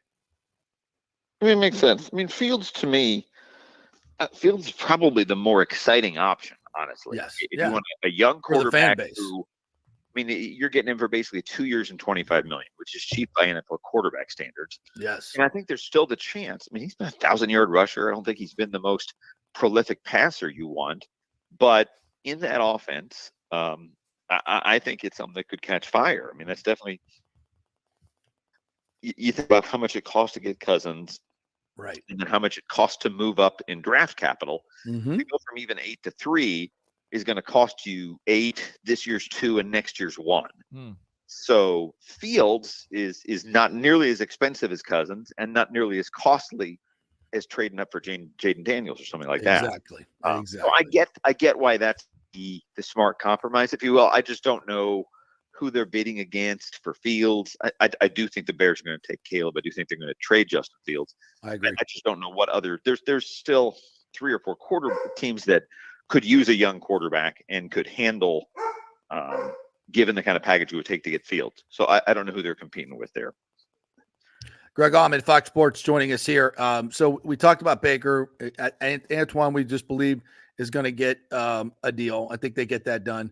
What about the others? What do you think about Levante? I think he stays as well. They work out a deal with him. Chase McLaughlin, any of these other guys that have hit the market.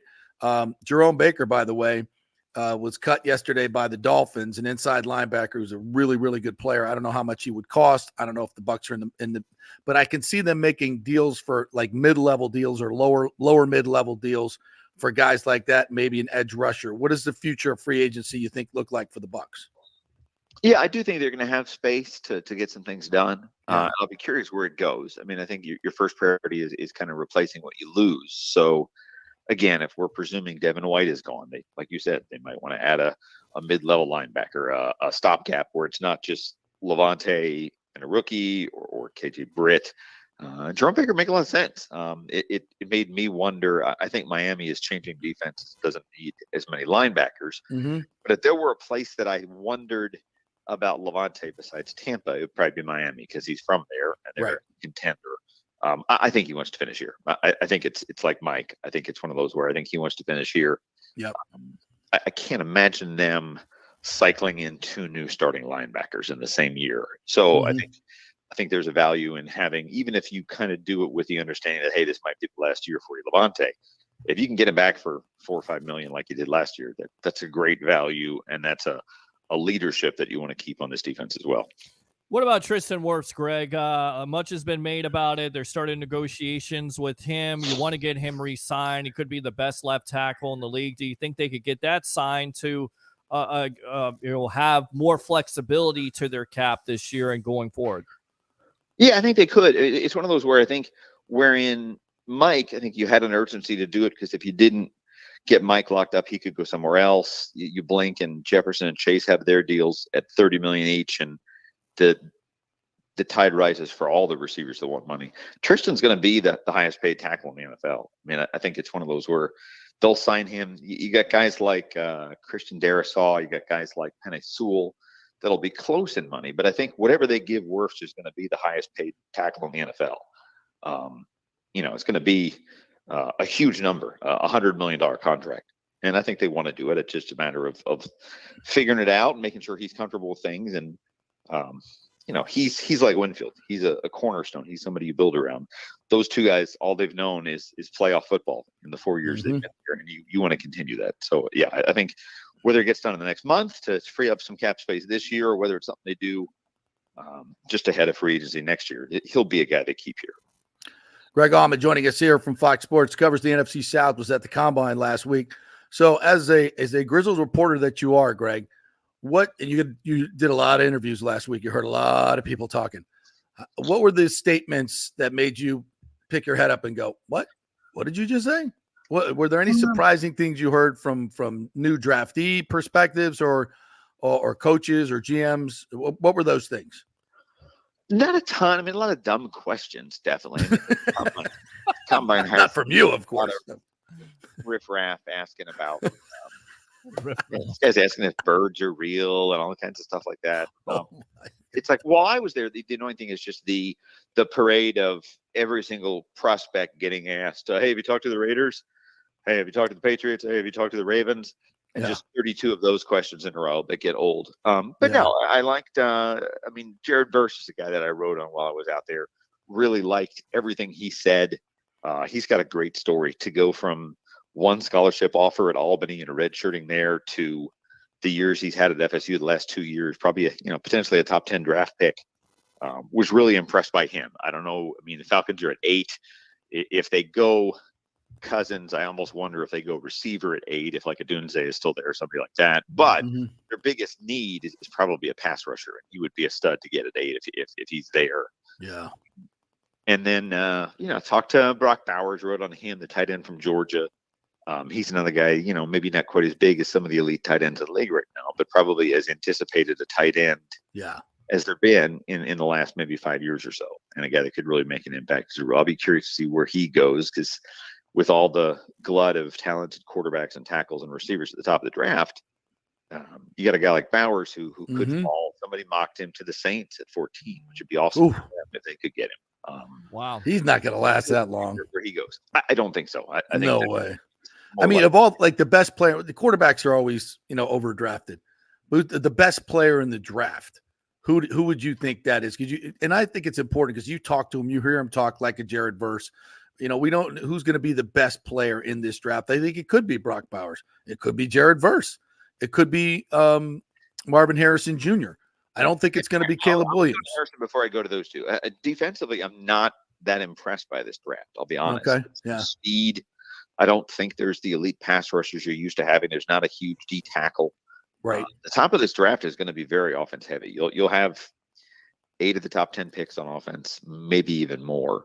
So no, the best non-quarterbacks probably Marvin Harrison. I would agree. I think to see, Adunze makes it a good question between them, but I think if you're Arizona, you're sitting there at 4, you're thrilled that he drops to you at 4, and you get, could be a perennial 100-catch, 10-touchdown guy for your offense. With the Bucs at 26, Chop Robinson has been talked about, also a Brandon Fisk. What do you think of both of those prospects, Greg? Yeah, it could be. Chop's a guy that would probably be there. I mean, I think the elite pass rushers in this draft in terms of Dallas Turner and Jared Verse, Latu, I think they're probably gone. Tier. A lot of people like the Duke lineman Graham Barton, who would probably be a guard for the Bucs. That would make sense. I do think that edge is a priority for them. And I think losing Shaq Barrett, not knowing what they have in Tryon in a contract year, you want to have somebody that's Diaby quality on the other side of him.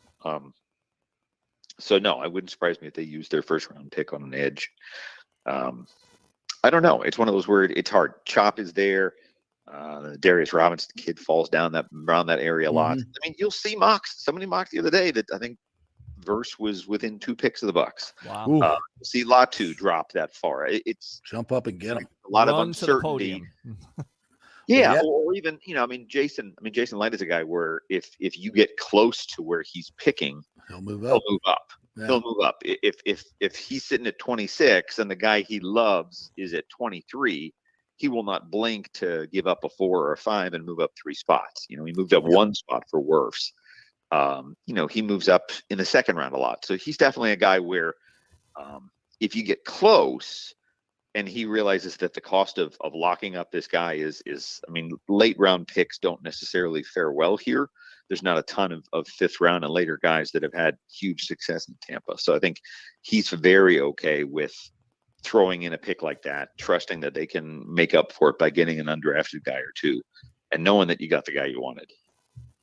He's Greg Auman from Fox Sports, covers the NFC South. We always appreciate your time, Greg. You can find him at Greg Auman, his name spelled out, Auman, on Twitter. Anything else you got going, want to promote? No, nothing too much. Kind of post comment. Just right now is just very much just a waiting and responding to news type thing. And I've got, you could have Brian Burns getting traded. You could have Fields getting traded. The NFC South could be a busy division here. Yes, week. Indeed. All right. Well, we'll be watching at Greg Auman. Thanks, Greg. Appreciate it. Oh, no problem. You guys have a good one. Take care. Yep. Good stuff. Yeah, my mouth. That video he put out of the shrimp cocktail, man. Getting me hungry already. It's lunchtime after this, my friend. I'm cleared my nose just looking at that thing. Yeah. It's like, whew. Looks good. So no breaking news. We haven't.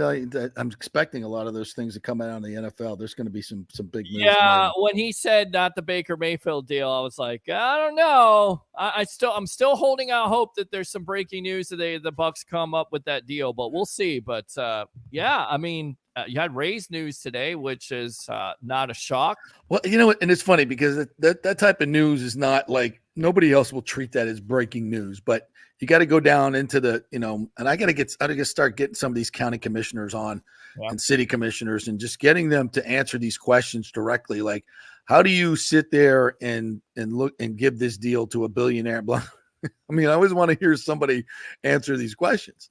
Yeah. It's because they need to be asked. They need to be asked, and it need to be asked in a public forum. So we'll see how that goes. Back to the comments, or a couple of, I want to get to a couple other things. This is really, really interesting. So Caitlin Clark, as we know, just broke the record. The ratings for that game, by the way, were second only to the UConn-Tennessee national title game in 1999. Wow. In terms of women's basketball. Amazing. Here's an interesting nugget. Okay. So, Caitlin said this is her final year and she's going on to the WNBA. She has another year left. Mm-hmm. Fox Sports, who put the game on the other day, right, and had great ratings and making a crap. Remember, they don't, they get all these things that they get in their media rights deal. They were not counting on getting, 11 million people to watch Caitlin Clark play basketball. That is a windfall in terms of money for them, right? Mm-hmm. To have a star like this. So Fox Sports is trying to come up with an NIL deal to get her to stay, so they can televise all of her games. You don't stay. Why would they do that for, JP? Because they make money. It's worth. And I'm. What's interesting is how much would they pay her? Now you say, well, why is that a big deal, JP? If you saw Air, okay, the Michael Jordan thing, and how Michael Jordan's mom said, "We want a piece. We want a piece of the action." And all the shoe companies were like, "Oh, it's never been done before. We don't, you don't get part of sales. We just give you the money and then we'll take care of the sales." But she forced their hand, changed the game forever. Now, of course, all athletes get part name, image, and likeness. That was the first NIL deal where they made money directly tied to their name, image, and likeness. Well, if now, typically networks pay who? They pay the league. Mm-hmm. They pay the school. Are you going to pay a player directly to create content for as a member of a team? It's a totally different dynamic. This is a mind blower. It's a mind blower.